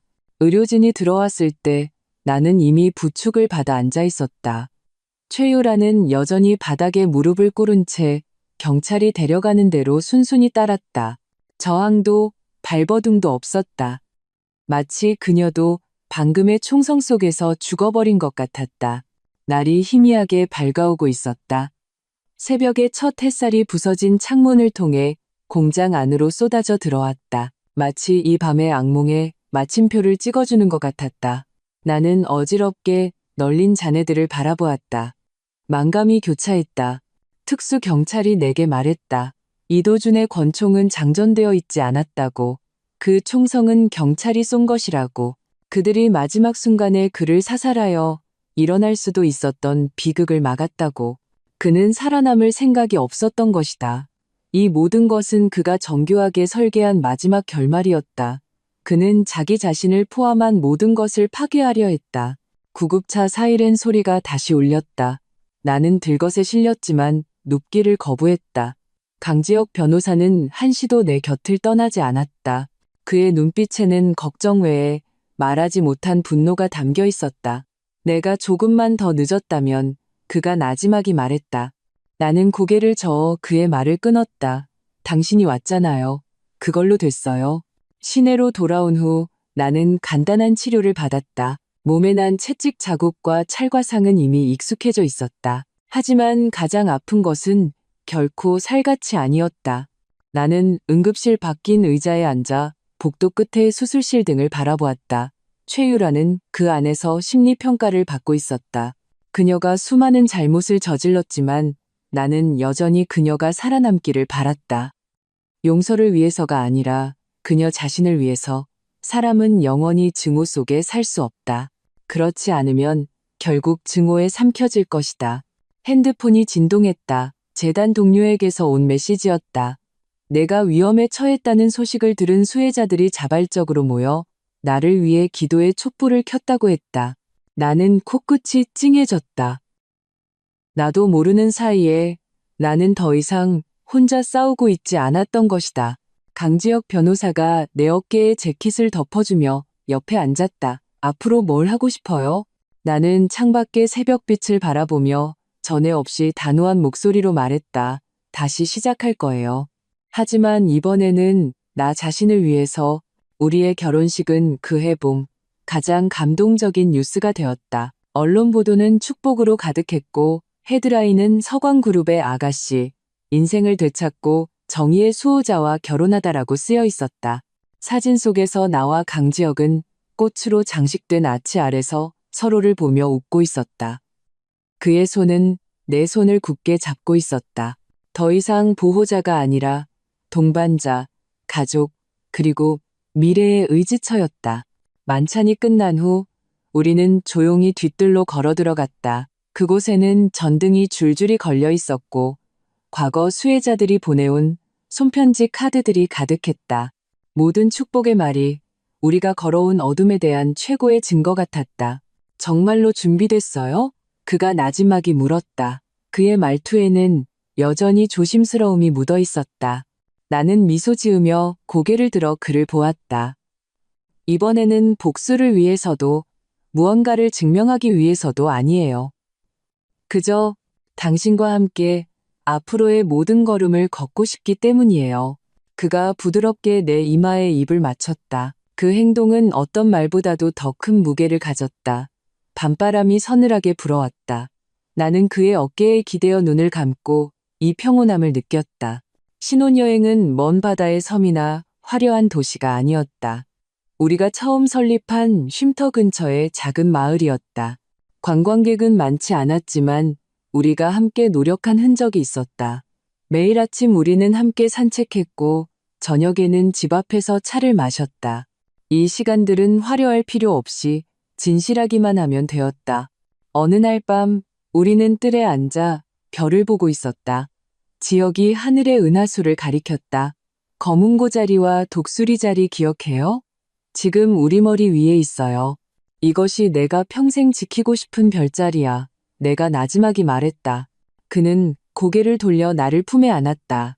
더 이상 말없이 그저 조용히 곁을 지켜주었다. 도시로 돌아온 후 나는 재단에 복귀하여 진정한 책임자가 되었다. 아버지도 그룹에 더 많은 업무를 내게 맡기기 시작했다. 예전에는 내 능력을 항상 의심했지만 이제는 자신 있게 앞에 서서 결정을 내리고 책임을 질 수 있었다. 어느 날 폭력 남편에게서 막 탈출한 젊은 여성이 쉼터로 찾아왔다. 얼굴은 멍투성이었지만 여기가 다시 시작할 수 있게 도와준다고 들었어요. 라고 당차게 말했다. 나는 그녀를 보며 마치 과거의 나 자신을 보는 것 같았다. 그녀의 손을 잡았다. 네, 맞아요. 우리 모두는 새로운 시작을 할 자격이 있어요. 그녀는 눈시울을 붉히며 고개를 끄덕였다. 그 순간 나는 내가 선택한 이 길이 틀리지 않았음을 알았다. 인생은 고통을 피할 수 없지만 그 상처를 어떻게 헤쳐나갈지는 선택할 수 있다. 당신이 돌아서서 마주할 용기를 낼 때 그것은 더 이상 족쇄가 아니라 힘의 원천이 된다. 나는 한때 상처투성이인 여자였지만 이제는 수많은 사람들의 본보기가 되었다. 내가 완벽해서가 아니라 내가 바닥까지 떨어졌다가 다시 일어서기를 선택했기 때문이다. 강지혁은 항상 말한다. 당신이 그렇게 많은 사람들을 구했지만 사실 가장 먼저 구한 사람은 바로 당신 자신이야. 앞으로의 길은 아직 길고 도전도 있을 것이다. 하지만 이번에는 나는 외롭지 않다. 앞길이 햇살이든 비바람이든 나는 그의 손을 잡고 과거의 모든 고통을 안고 진정으로 나에게 속한 새로운 삶을 향해 걸어갈 것이다. 외전일, 새로운 삶, 신혼의 밤, 우리는 산속 빌라의 발코니에 나란히 앉아 있었다. 머리 위에는 반짝이는 은하수가 펼쳐져 있었다. 무슨 생각해? 강지혁이 따뜻한 라벤더 차 한 잔을 내게 건네며 부드럽게 물었다. 나는 미소 지으며 대답했다. 우리가 함께 걸어온 그 굴곡 많았던 날들을 다시 떠올려 보고 있었어. 나는 그의 어깨에 가볍게 기댔다. 만약 그날 밤 그 99번의 채찍질이 없었다면 나는 아직도 자기 기만 속에서 잠들어 있었을까? 그가 내 이마에 입을 맞췄다. 아니, 인생에 만약은 없어. 바로 그 상처들, 그 눈물들이 당신을 지금처럼 강인한 모습으로 만든 거야. 나는 그 은빛 하늘을 올려다보았다.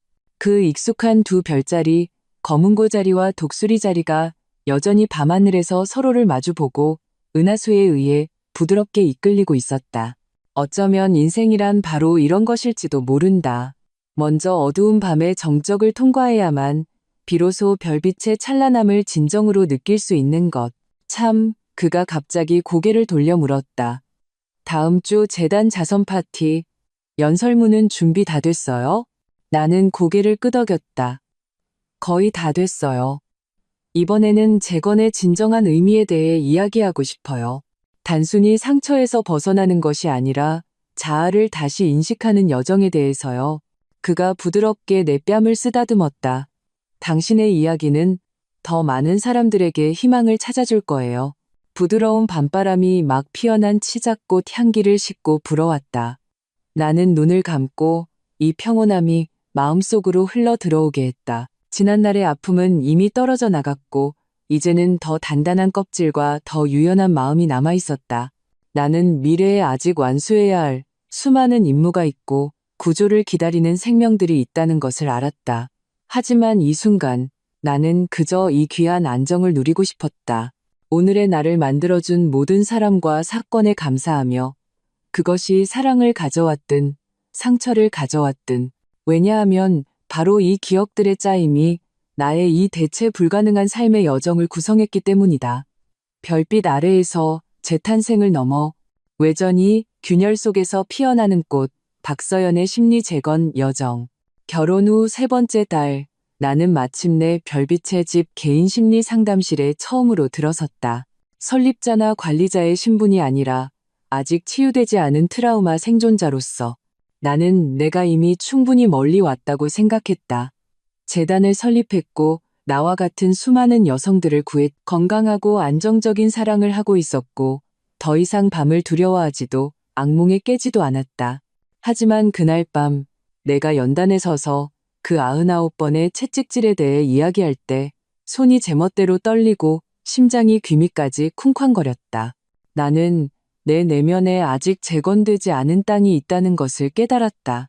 심리상담사는 유채아 선생님으로 온화한 분위기의 말을 천천히 하는 중년 여성이었다. 그녀는 내 트라우마의 세부 사항을 묻지도 즉시 감정 유도에 들어가지도 않았다. 그저 나를 받아들이는 자세로 바라보며 말했다. 천천히 해나갈 거예요. 오늘 이곳에 오신 것만으로도 이미 매우 용감하십니다. 그 말에 나는 눈물이 날 뻔했다. 처음 몇 번의 상담 동안 나는 거의 조용히 앉아 가끔 한마디씩 대답할 뿐이었다. 마음의 경계는 여전히 팽팽했다. 유 선생님은 재촉하지 않았다. 모래놀이, 그림, 물감 등 비언어적인 도구로 나를 천천히 이끌었다. 예를 들어 한 번의 모래놀이 치료에서 그녀는 내가 마음대로 작은 물건들을 골라 장면을 꾸미게 했다. 나는 높은 벽을 세웠고 벽 뒤에는 회색 토끼 한 마리만 구석에 앉아 있었다. 벽 밖에는 양복을 입은 플라스틱 인형이 꽃 한 송이를 들고 벽 안을 멀리 바라보고 있었다. 그녀가 나지막이 물었다. 이게 지금의 서연 씨인가요? 나는 고개를 끄덕였다. 그 순간 나는 내가 아직 완전히 마음의 문을 열지 못했다는 것을 깨달았다. 가장 사랑하는 사람 앞에서도 과거의 공포는 여전히 일상 속으로 스며들고 있었다. 외상 후 스트레스 장애, PTSD는 기억의 반응입니다. 유 선생님이 설명했다. 뇌가 특정 상황에서 당신이 다시 위험에 처했다고 착각하는 거죠. 이것은 보호기제이지만 동시에 사람을 매우 고통스럽게 만듭니다. 그녀는 내게 서사 치료를 권했다.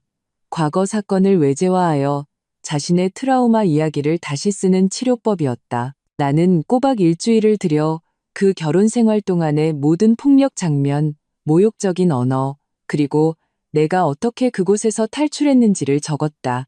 다 쓴 후 그 종이 뭉치를 유 선생님에게 건넸다. 그녀는 즉시 넘겨보지 않고 나에게 직접 읽어보라고 했다. 그날 내 목소리는 떨렸지만 나는 끝까지 읽었다. 모든 글자가 나 자신에 대한 솔직함이었고 과거에 대한 해방이었다. 나는 울지 않았다. 오히려 다 읽고 나니 머릿속이 하얘졌다. 마치 오랫동안 긴장했던 몸의 근육이 마침내 풀린 것 같았다. 아주 잘하셨어요, 서연 씨. 그녀가 말했다. 방금 서연 씨가 한 일은 당신의 이야기를 트라우마에서 힘의 증거로 바꾸는 것이었어요. 그 후 몇 달 동안 나는 긍정 치유라는 방법을 연습하기 시작했다. 매일 아침 정원에서 10분간 명상을 하며 호흡, 신체 감각, 생각의 흐름을 관찰했다. 그녀는 나에게 감정을 억지로 억누르거나 무시하는 대신 비판 없이 나 자신을 느끼는 법을 가르쳐 주었다. 한 번은 명상 중에 아무 예고 없이 깊은 슬픔이 밀려왔다. 나는 그것을 막지 않고 조용히 마음속을 흘러가도록 내버려 두었다. 과거에는 감정을 나약함의 표현이라고 생각했지만 이제 나는 감정이 신호이며 내면의 진실로 가는 통로임을 배웠다. 심리 제거는 직선적인 회복이 아니었다. 때로는 파도처럼 올랐다가 물러나기를 반복했다. 몇 번은 감정이 무너져 내 가치를 의심하고 심지어 내가 강지혁이 주는 사랑을 받을 자격이 있는지조차 의심했다. 나는 이 생각들을 그에게 솔직하게 털어놓았다. 그는 의심하지 않고 그저 이렇게 대답했다. 나는 상처 없는 사람을 사랑한 적 없어요. 나는 당신을, 당신의 상처를 포함한 온전한 당신을 사랑해요. 그날 밤 나는 처음으로 그를 먼저 껴안았다. 그의 가슴에 머리를 묻고 그 조건 없는 수용을 느꼈다. 유 선생님은 말했다. 치유의 종착점은 있는 것이 아닙니다. 과거를 이야기할 때 더 이상 그것이 당신의 현재의 빛을 빼앗아가지 않게 되는 것입니다. 1년이 지난 후 나는 점차 과거에 지배당하지 않게 되었다. 재단의 새로운 수혜자들 앞에 서서 내 경험을 이야기할 때 나는 평온하고 단호하게 그 이름, 그날 밤, 그 99번의 채찍질, 그리고 내가 어떻게 견뎌냈는지를 말할 수 있었다. 우리는 무엇을 겪을지 선택할 수 없어요. 나는 그들에게 말했다. 하지만 우리는 어떤 사람이 될지는 선택할 수 있습니다. 그날 많은 사람들이 눈시울을 붉혔다. 나는 이 여정이 비록 험난했지만 마침내 돌아볼 수도 있고 계속 앞으로 나아갈 수도 있는 곳에 도착했음을 알았다. 인생은 다시 시작할 수 없지만 다시 볼 수는 있다. 그리고 나는 부서진 잿더미 속에서 나 자신을 주워 모아 다시 붙여 마침내 더 강하고 더 부드러우며 더 자유로운 내가 되었다. 두 번째 이야기 시작. 방금 이야기 어떠셨나요? 아래 댓글로 여러분의 생각을 공유해 주세요. 이제 또 다른 흥미진진한 이야기를 계속 들려드릴게요.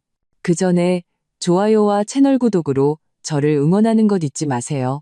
함께 탐험해봐요. 의사 선생님이 병원비로 500만 원이 필요하대요. 전화기 저편의 송태호는 분명 짜증이 난 듯했다. 그건 당신 엄마지, 나랑 무슨 상관이야? 그리고 당신은 돈 없어? 결혼 전에 송태호는 분명히 약속했었다. 앞으로 나는 일할 필요 없고 자기가 열심히 돈 벌어서 나를 먹여 살리겠다고. 지금 생각해보니 이건 세상에서 가장 웃긴 농담이었다. 일단 돈부터 보내줘. 여기 지금 급해. 돈 없어. 내가 맛있게 먹여주고 재워주는데 당신 엄마 아프다고 왜 나한테 와서 그래? 당신 내 친척들한테 달라고 해. 난 10원 한 장도 못 줘. 송태우, 당신 정말 결혼한 지 3년인데 당신네 집이라니 그렇게 선긋기야? 내가 해명하기도 전에 전화는 이미 끊겼다. 시어머니는 아직 병원에 계셨고 나는 이번에 필요한 물건들을 챙기러 집에 먼저 돌아왔다.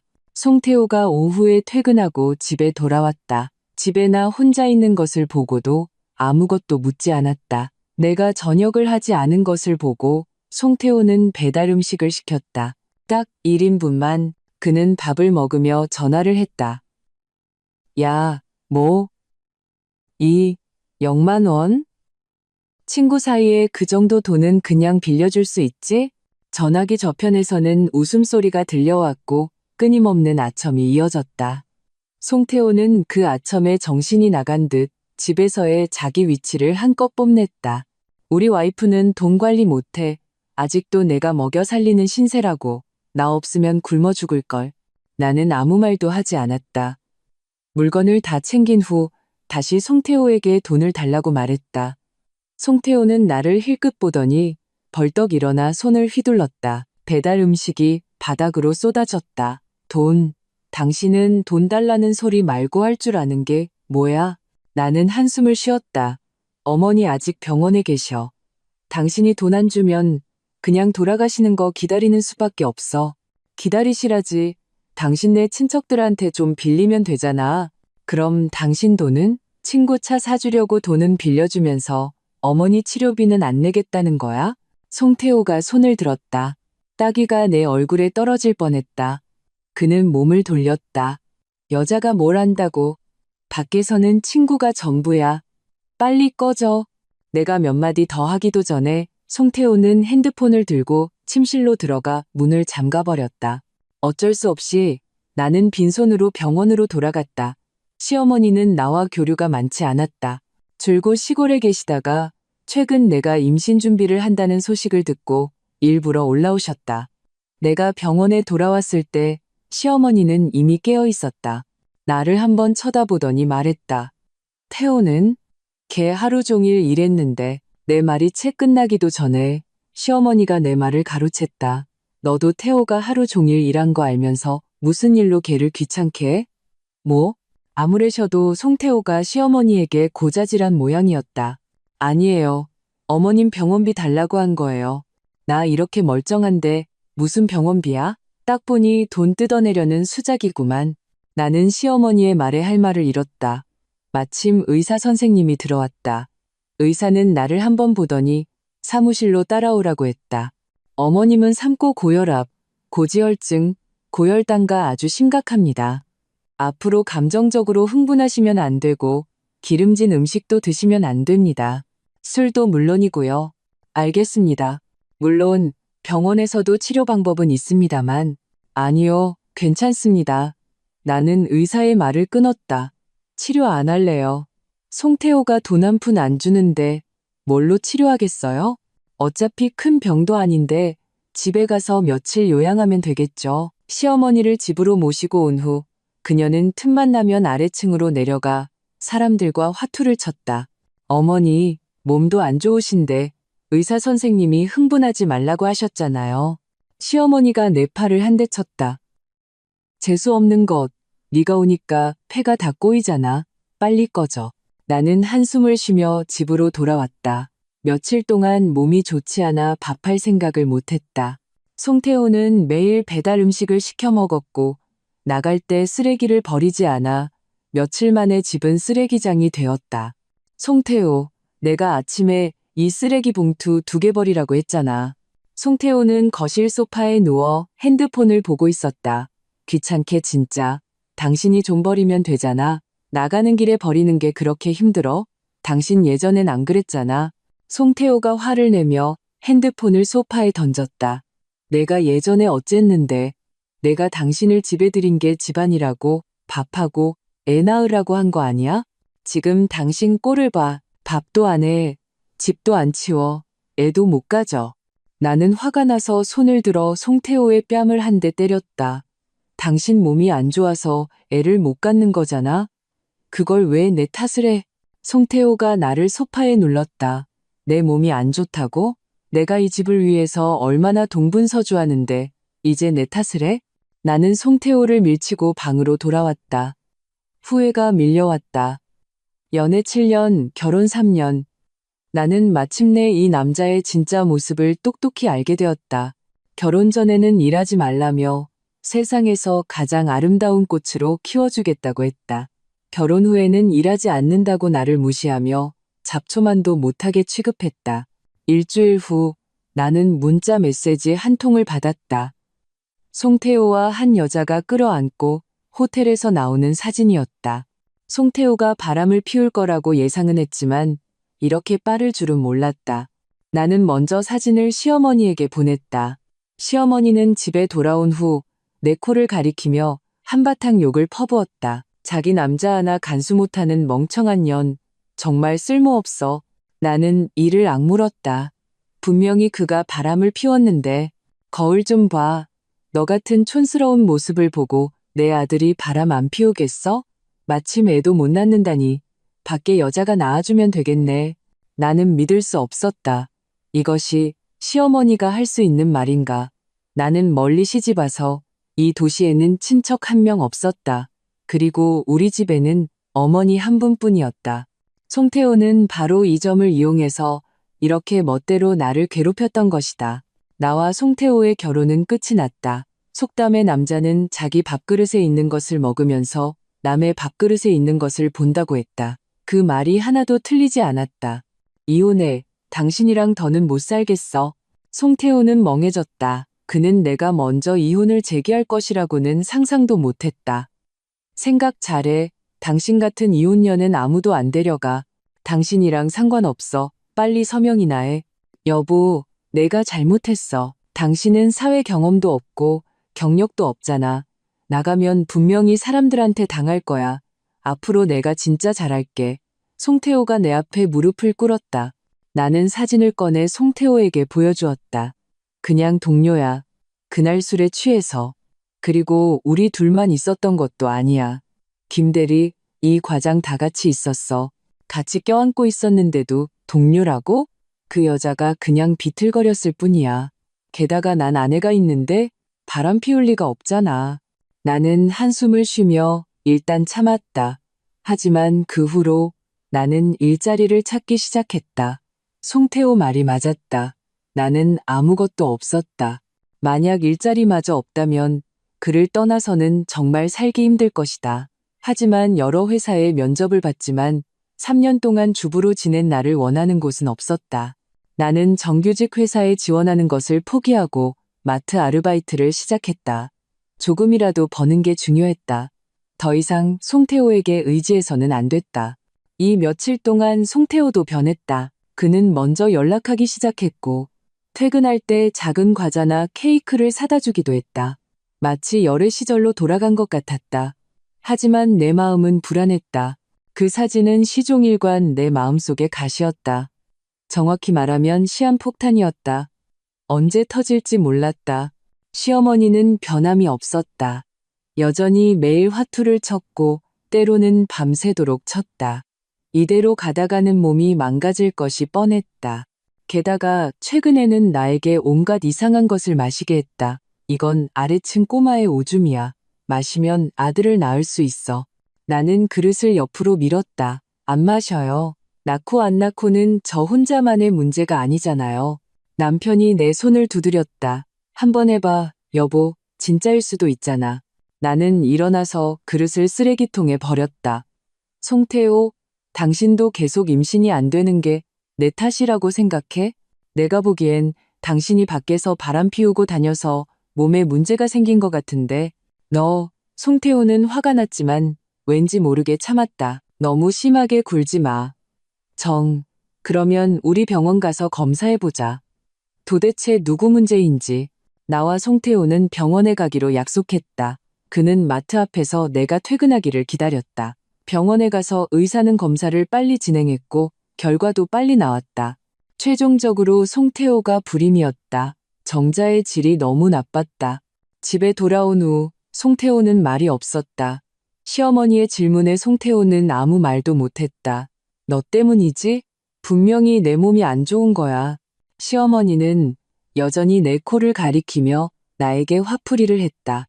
송태호한테 물어보세요. 의사 선생님이 뭐라고 했는지.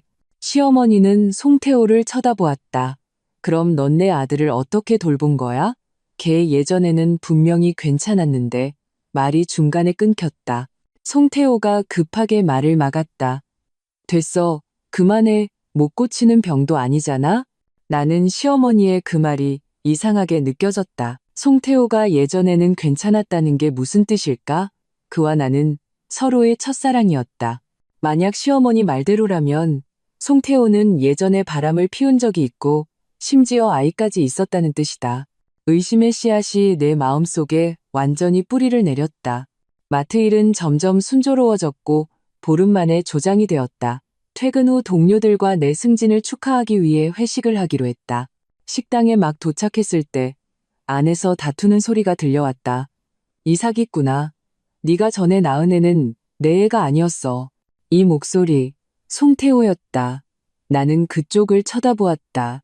송태호가 한 여자의 팔을 잡고 있었다. 여자는 머리가 헝클어져 있어 얼굴을 알아볼 수 없었다. 이거 놔. 경찰에 신고할 거야. 신고해. 빨리 신고해. 널 사기죄로 고소할 거야. 네가 내 아이를 가졌다고 속이고 3천만 원이나 뜯어갔어? 말도 안 돼. 내 예상이 맞았다. 나와 결혼하기 전에 그는 바람을 피웠다. 집에 돌아와 나는 소파에 앉아 그가 돌아오기를 기다렸다. 3천만 원은 돌려받았어? 송태호는 먼저 흠칫하더니 빠른 걸음으로 내 앞으로 다가왔다. 나 미행했어? 그럴 시간 없어. 그럼 어떻게 알았어? 그 여자에 대해서 먼저 해명해야 하는 거 아니야? 송태호는 자리에 앉았다. 너랑 한번 헤어졌었잖아. 잊었어? 헤어졌다고? 당연히 잊지 않았다. 이건 송태호가 유일하게 나와 헤어졌던 때였다. 결혼하기 반년 전이었다. 나는 송태호의 핸드폰에서 그가 친구와 나눈 대화 기록을 보았다. 나와 결혼하는 게 재미없을 것 같다고 다른 여자랑 사귀어 본 적도 없다고 했다. 이 일로 나는 그와 2달간 헤어졌다. 고작 2달 만에 그는 한 여자를 임신시켰다. 그때도 그는 지금처럼 내 앞에 무릎 꿇고 머리를 조아렸다. 진심을 보이기 위해 나와 그는 서둘러 결혼식을 올렸다. 지금 생각해보니 어쩌면 그때 나는 똑똑히 생각했어야 했다. 내가 잘못했다. 사랑을 많이 받아보지 못해서 순간 정신이 나갔었다. 그래서 그 2달 동안 다른 여자랑 사귄 거야? 아니, 그건 소개팅으로 만난 거야. 술 좀 마시고 자제력을 잃었어.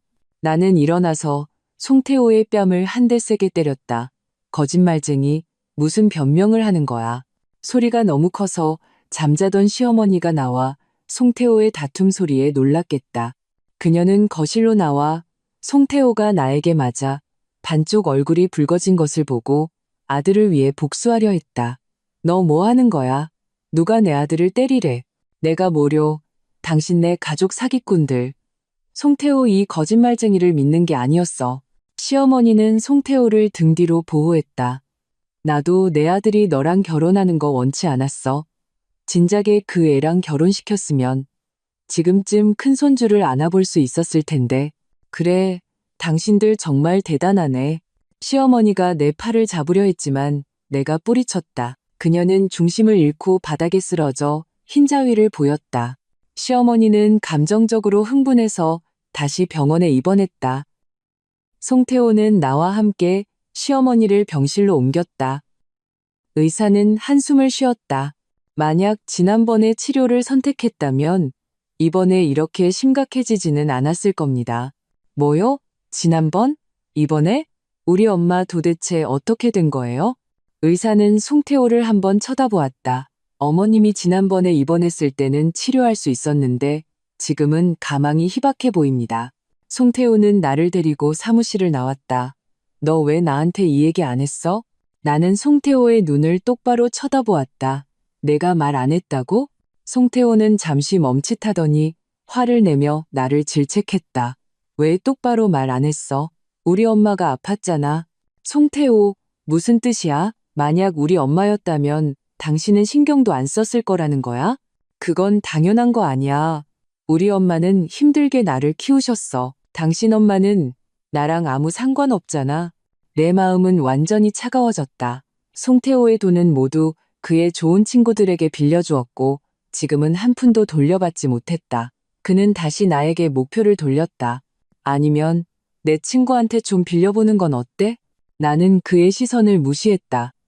당신네 친척들 많잖아. 친척들한테 빌리면 되잖아. 그 사람은 우리 엄마야. 네가 이렇게 대하면 안 되지? 그 사람은 당신 엄마야. 그러니까 우리 이혼하자. 송태호는 멍해졌다. 그가 사방의 사람들에게 돈을 빌려 병원비를 내고 집에 돌아왔을 때 나는 다시 이혼 합의서를 테이블 위에 올려놓았다. 이번에는 정말로 이혼할 결심이었다. 송태호는 냉소했다. 네가 나를 떠나서 어디로 갈 수 있겠어? 어디든 갈 수 있어. 난 단 한순간도 당신을 보고 싶지 않아. 그냥 작은 일 가지고 왜 이렇게 크게 만들어? 왠지 모르게 내 마음은 특별히 평온했다. 그와 다툴 생각조차 들지 않았다. 나는 이혼 합의서를 두드렸다. 서명해. 서로를 놓아주자. 서명 안 해. 좋아. 송태호, 이게 당신이 가장 배짱 있는 모습이네. 나는 그가 왜 이렇게 집착하는지 이해할 수 없었다. 그 후 일주일 동안 송태호는 돌아오지 않았다. 시어머니는 완전히 침대에서 일어나지 못했고 정신이 흐려져 사람도 알아보지 못했다.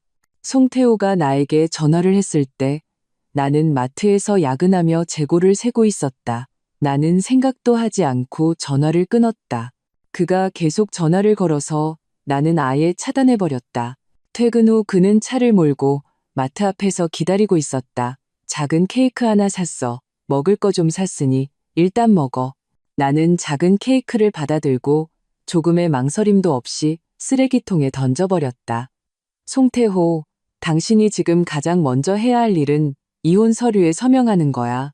송태호가 내 팔을 잡았다. 내가 잘못했어. 정말 잘못했어. 다시 한번 기회를 주면 안 될까? 안 돼. 송태호, 당신이 이혼에 동의하지 않으면 난 법적 절차를 밟을 수밖에 없어. 송태호는 막무가내로 나왔다. 병원비 때문에? 어떤 법원이 그것 때문에 우리 이혼을 허락하겠어? 정말 뻔뻔한 놈이었다. 이혼하려면 증거를 찾아야 했다. 내가 예상하지 못했던 것은 증거가 이렇게 빨리 나타날 줄은 몰랐다는 것이다. 또 야근하던 어느 날 밤, 나는 송태호가 한 여자를 데리고 맞은편 호텔로 들어가는 것을 보았다. 아마 송태호도 오늘 내가 야근할 줄은 몰랐을 것이다. 단지 이 여자는 이전에 그 여자와는 분명히 다른 사람이었다. 송태호가 바람만 피운 게 아니라 성매매까지 한 거구나. 나는 바로 112에 전화를 걸어 송태호를 신고했다. 이번에는 반드시 그와 이혼할 것이다. 경찰이 송태호를 데려가는 것을 본 후 나는 변호사를 찾았다. 나는 모든 일을 변호사에게 맡기고 고향으로 가는 버스에 올랐다. 집을 떠난 지 3년, 나는 한 번도 돌아가지 않았다. 집 문 앞에 막 도착했을 때 엄마가 급하게 맞으러 나왔다. 내 예쁜 딸, 어떻게 올 시간이 있었어? 나는 엄마를 껴안고 큰 소리로 울었다. 나는 엄마에게 송태호의 만행을 말할 용기가 없었다. 엄마, 그냥 보고 싶어서 왔어. 엄마는 내 손을 잡고 맛있는 음식을 많이 해주셨다. 송태호와 결혼한 이 몇 년 동안 내가 밥을 할 때마다 첫 번째 고려사항은 항상 송태호가 무엇을 좋아하는지였다. 그가 매운 것을 싫어해서 나는 3년 동안 담백한 음식만 먹었다. 아, 맞다. 예쁜 딸, 사위가 너한테 얘기 안 했니? 우리 동네 재개발되는 거? 송태호는 이 얘기를 한 적이 없었다. 나는 고개를 저었다. 몰랐어요. 보름 전에 너한테 전화했는데 안 받아서 사위한테 전화했어. 동네가 재개발돼서 정부에서 우리 집에 8억 원 보상금을 준대. 너희한테 일부 주고 나머지는 내가 작은 집 사서 살려고 했지. 송태호가 이혼을 원치 않았던 이유가 이거였구나. 나는 그가 나에게 정말로 깊은 정이 있는 줄 알았다. 나는 고개를 숙였다. 엄마, 나 송태호랑 이혼했어요. 어? 왜? 그가 바람 피우고 나한테 잘해주지도 않았어요. 엄마는 나를 품에 안았다. 괜찮아. 이혼 잘했어. 앞으로 우리 모녀 둘이서 살자. 보름 후 송태호는 풀려났다. 하지만 그는 여전히 이혼을 거부했고 심지어 우리 집까지 찾아왔다. 나랑 같이 가. 난 너랑 이혼 안 해. 나는 송태호의 손을 뿌리쳤다. 당신은 더러워졌어. 난 당신 필요 없어. 빨리 꺼져. 송태호는 가기는커녕 우리 집 근처에 머물렀다. 그가 이 재개발 보상금에 단단히 눈독을 들인 게 분명했다. 며칠 후 병원에서 전화가 왔다. 그의 엄마가 병원에서 혼자 아무도 돌보지 않는다고 했다. 송태호는 어쩔 수 없이 떠났다. 이번에는 나도 그를 따라 도시로 돌아갔다. 송태호 때문이 아니라 이혼 문제 때문이었다. 변호사는 단순 성매매로는 증거가 불충분하여 100% 이혼을 보장할 수 없다고 했다. 나는 이해할 수 없었다. 남자가 성매매를 했는데 무슨 증거가 더 필요하단 말인가? 지금의 송태호는 분명히 함부로 약속을 잡거나 허점을 보이지 않을 것이다. 정말 방법이 없는 걸까? 도시로 돌아온 후 나는 송태호의 그 집으로 돌아가지 않았다. 그와 이혼하기 위해 나는 위자료를 포기했다. 게다가 그 집은 나에게 너무나 끔찍한 기억만 남겼다. 나는 더 이상 그 고통을 감당하고 싶지 않았다. 병원에서 위독 통지서가 왔다. 그의 엄마는 뇌출혈로 더 이상 버티지 못할 것이라고 했다. 이제 송태호도 바빠졌다. 얼마 지나지 않아 그의 엄마는 돌아가셨다. 장례식 날 송태호는 내 팔을 잡고 눈물을 펑펑 쏟았다. 모든 친척들 앞에서 나에게 얼마나 미안했는지 말했다. 그는 정말 애를 썼다. 고육지게까지 사용했다. 나도 그에게 좋은 얼굴을 보여주지 않았다. 모든 친척들 앞에서 그의 손을 뿌리쳤다. 너랑 나는 끝났어. 도덕적으로 나를 묶으려 하지 마. 그의 친척들은 당연히 그의 편을 들었다. 한두 명씩 사정도 모르면서 나를 비난하기 시작했다. 태호가 막 어머니를 잃었는데 너무 상처 주지 마. 최소한 이 기간이 지날 때까지는 기다려줘. 맞아. 이럴 때 이혼하자고 하면 태호 보고 살라는 거야, 말라는 거야? 전에 돈 빌렸던 그 사람도 나를 비웃는 것을 잊지 않았다. 태호가 죽어라 이 집을 먹여 살렸는데 엄마가 돌아가시자마자 도망가다니 좀 너무한 거 아니야? 나는 그 사람을 가리키며 큰 소리로 말했다. 그들의 목숨값이 어디로 갔는지 알아요? 바로 당신 차 사는데 빌려줬어요. 오늘 새 차 타고 오신 것 같은데 양심이 있긴 해요? 송태호의 둘째 고모가 불쾌한 표정을 지었다. 남자들끼리 돈 빌리는 건 흔한 일이야. 그게 뭐 대수라고. 나는 완전히 화가 났다. 좋아요. 그럼 나도 송태호에게 체면 차려주지 않겠어요. 그가 바람 피우고 성매매한 거 당신들은 다 받아들일 수 있다는 건가요? 나는 그의 둘째 고모를 쳐다보았다. 이런 남자 당신한테 주면 가질래요? 나한테 왜 줘? 그는 그냥 세상 모든 남자가 저지르는 실수를 한 것뿐인데 왜 그렇게까지 해? 나는 그의 둘째 고모의 뺨을 한 대 때렸다. 미안하지만 나도 세상 모든 여자가 저지르는 실수를 했네요. 송태호는 여전히 사람들 뒤에 숨어 겁쟁이가 되려고 했다. 그의 친척들은 나의 이 한방에 놀라 아무도 송태호를 편들지 못했다. 장례식이 끝난 후 송태호는 만취해서 계속 우리 집 쪽으로 왔다. 모두가 잠을 설쳤다. 내가 송태호를 방으로 데려가려 할 때 나는 익숙한 여자를 보았다. 여자는 나를 향해 웃었다. 안녕하세요. 송태호 씨 아내분이시죠? 전처예요. 아직 이혼은 안 했지만 곧 할 거예요. 이혼할 방법이 있어요. 나는 송태호는 그의 차에 던져두고 이 낯선 여자와 함께 집으로 돌아왔다. 자세히 보니 나는 마침내 그녀가 누구인지 알아챘다. 송태호가 2달간 바람 피워 아이를 가졌던 그 여자였다. 소파에 앉아 웃으며 말했다. 무슨 방법이 있는데요?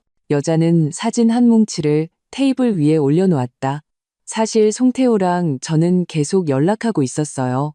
그 말을 듣는 순간 나는 온몸이 굳었다. 송태호는 나와 사귀는 동시에 다른 여자와도 사랑을 나누고 있었던 것이다. 여자는 사진을 거두었다. 그리고 그 아들 저 안 지웠어요. 지금 제 고향에서 키우고 있어요. 그는 생식 능력이 없잖아요. 그건 지금 없는 거고 예전에는 있었어요. 나는 여자의 눈동자를 쳐다보았다. 그래서 오늘 온 건 저보고 자리를 비켜달라는 건가요? 여자는 크게 웃었다. 송태호 아내 자리는 관심 없어요. 제가 원하는 건 돈뿐이에요. 그럼 얘기가 쉽네요. 나는 그녀에게 물 한 잔을 따라주었다. 얼마면 되는데요? 5천만 원. 당신과 송태호가 순조롭게 이혼할 수 있게 보장해 줄게요. 제가 왜 당신을 믿어야 하죠? 이혼하고 나서 돈을 줘도 돼요. 여자의 모습을 보니 정말로 사기꾼 같지는 않았다. 나는 동의했다.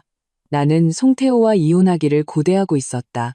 이 결혼을 끝낼 수만 있다면 5천만 원은 아무것도 아니었다. 여자와 거래를 마친 후 여자는 나에게 한마디 덧붙였다. 병원 가서 건강검진 받는 거 잊지 마세요. 여자가 떠난 후 나는 뒤늦게 그녀의 말뜻을 알아차렸다. 송태호가 몇 년간 난잡하게 놀았으니 몸에 이미 병이 옮았을 수도 있다는 뜻이었다. 다음 날 아침 나는 서둘러 병원에 건강검진을 받으러 갔다. 우연히 송태호와 그 여자를 만났다. 여자 옆에는 4~5살쯤 되어 보이는 아이도 있었다. 모습이 송태호와 매우 닮았다. 나를 보고 송태호는 의미심장하게 웃었다. 나 이제 곧 아들이 생겨. 어때? 빨리 이혼하자. 내 아들이 사생아가 되는 건 원치 않겠지? 송태호는 이를 악물었다. 내일은 네가 신경 쓸 거 없어. 옆에 여자가 발을 동동 구르며 송태호의 팔을 잡고 애교를 부렸다. 이 여자랑 이혼하기로 약속했잖아. 어젯밤과는 정말 다른 모습이었다. 나는 그들을 무시하고 곧장 산부인과로 갔다. 최종 결과는 약간의 염증만 있을 뿐 큰 병은 없었다. 이제야 나는 안심했다. 다행히 나중에 나와 송태호의 동침 횟수는 많지 않았다. 그가 밖에서 배를 채우고 돌아온 덕분에 나는 재앙을 피할 수 있었다. 얼마 지나지 않아 송태호는 정말로 이혼에 동의했다. 전제 조건은 집과 차는 그가 갖고 우리 엄마 쪽 재개발 보상금의 일부도 그에게 줘야 한다는 것이었다. 나는 말도 안 된다고 생각했다. 여자가 다시 나를 찾아왔다. 그는 너무 탐욕스러워요. 온통 당신네 집 재개발 보상금 생각뿐이에요. 제가 제 아이를 위협해도 그는 돈 좀 챙기려는 생각뿐이에요. 송태호는 늘 그랬다. 이것도 저것도 다 가지려는 게 그의 스타일이었다. 그럼 더 좋은 방법이라도 있어요? 나는 잠시 생각했다. 당신이 지난번에 나보고 건강검진 받으라고 한 건 송태호가 병이 있어서 그런 거죠? 네, 전염될 수 있는 종류로요. 그럼 당신은 여자는 고개를 저었다. 전 감염되지 않았어요. 그와 나중에 관계를 가진 적도 없고요. 송태호에게 병이 있다. 어쩌면 이 점을 파고들 수 있을지도 모른다. 시급한 것은 송태호의 건강검진 보고서를 손에 넣는 것이었다. 송태호가 다시 찾아왔을 때 나는 그에게 동의했다. 먼저 건강검진부터 받아. 당신이 성매매한 후에 몸에 문제가 없는지 확인해야겠어. 날 못 믿어? 나는 웃음이 터져나왔다. 당신 생각은 어때? 그 재개발 보상금 때문에 송태호는 정말로 병원에 가서 건강검진을 받는데 동의했다. 다만 나를 따라오지 못하게 했다. 마음에 찔리는 게 있는 모양이었다. 나도 따라가지 않았다. 송태호가 검사를 마친 후 집에 카메라도 설치가 끝났다. 이 카메라가 있는데 송태호가 건강검진 보고서를 숨길까봐 걱정할 필요가 있겠는가? 집에 돌아온 후 송태호는 먼저 보고서 한 부를 꺼내 보였다. 모든 지표가 정상이었다. 됐지? 그럼 밖에 그 사생아는 어떡할 거야? 아이 참, 나중에 데려오면 우리 아들이 되는 거지. 어차피 우리도 아이를 못 낳잖아. 그 엄마가 동의할까? 송태호는 비웃었다. 그 엄마는 그냥 돈만 밝히는 여자야. 돈 때문에 못할 짓이 없어. 당시에 우리 집 재산 때문이 아니었다면 어떻게 몰래 그 아이를 낳았겠어? 재산? 송 씨 집에 무슨 재산이 있다고? 됐어. 그럼 우리 잘 지내자. 우리 엄마 쪽 재개발 보상금 나오면 더 큰 집으로 이사 가자. 사람은 항상 돈에 눈이 멀게 된다. 송태호는 나를 의심하지 않았다. 내가 왜 그렇게 쉽게 그를 용서했는지에 대해 깊이 생각하지 않았다. 그의 머릿속은 온통 재개발 보상금뿐이었다. 그가 다음날 출근하자 나는 CCTV를 통해 그가 숨겨둔 건강검진 보고서를 찾아냈다. 이전 보고서와 함께였다. 거기에는 모두 송태호가 에이즈에 걸렸다고 명확하게 적혀 있었다. 첫 번째 보고서의 날짜는 바로 우리가 임신 준비를 중단했던 그 시기였다. 나는 더 이상 이렇게 목적 없이 임신 준비를 하고 싶지 않았고, 그러다 보니 그와 관계를 갖기 싫어졌다. 그가 그렇게 참을성이 없을 줄은 몰랐다. 아마 그때부터 그는 성매매라는 나쁜 버릇에 물들었을 것이다. 그와 관계를 맺은 여자들이 깨끗하지 않았으니 에이즈에 걸린 것도 당연했다. 나는 갑자기 오한이 들었다. 이 역겨운 남자. 나는 보고서를 사진으로 찍어두었다. 모든 짐을 정리한 후 나는 다시 변호사에게 연락해 그에게 서명을 받으라고 했다. 물론 나는 에이즈 보고서를 변호사에게 넘기지는 않았다. 인터넷에서 찾아보니 배우자가 에이즈에 걸렸다고 해서 결혼을 끝낼 수는 없었다. 나는 보고서를 송태호에게 보냈다. 서명하는 게 좋을 거야. 그렇지 않으면 이 보고서를 당신 친구들과 친척들에게 보내서 당신의 진짜 모습을 보게 할 거야. 송태호는 당황했다. 계속해서 전화를 걸어왔다. 나는 핸드폰을 끄고 그 여자에게 5천만 원을 송금했다. 여자는 매우 흥분했다. 이혼했어요? 이번에는 분명히 성공할 거예요. 고통의 바다에서 벗어난 걸 축하해요. 송태호는 이혼에 동의했다. 이번에는 집과 차만 원했고 나머지는 아무것도 원하지 않았다. 그게 최선이었다. 마지막으로 서명하러 간 날 그가 나에게 물었다. 내가 이런 병이 있는 걸 어떻게 알았어? 송태호, 당신은 자신을 너무 과신했어. 모든 여자가 당신을 중심으로 돌아갈 거라고 생각하지 마. 그들이 당신에게서 이익을 얻을 수 없다면 말이야. 비꼬지 마. 나한테는 적어도 내 아들과 연주가 있어. 아, 그녀 이름이 연주였구나. 이렇게 오래 지났는데도 나는 그녀의 이름을 물어보는 것을 잊고 있었다. 송태호는 자신만만했다. 구청을 나온 후 그는 의기양양하게 연주에게 전화를 걸었다. 스피커폰까지 켰다.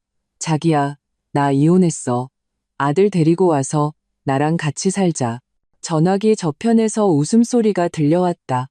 무슨 아들? 그건 내 아들이야. 너랑은 10원 한 장 관계없어. 무슨 소리야. 내가 이혼하면 나랑 같이 살기로 약속했잖아.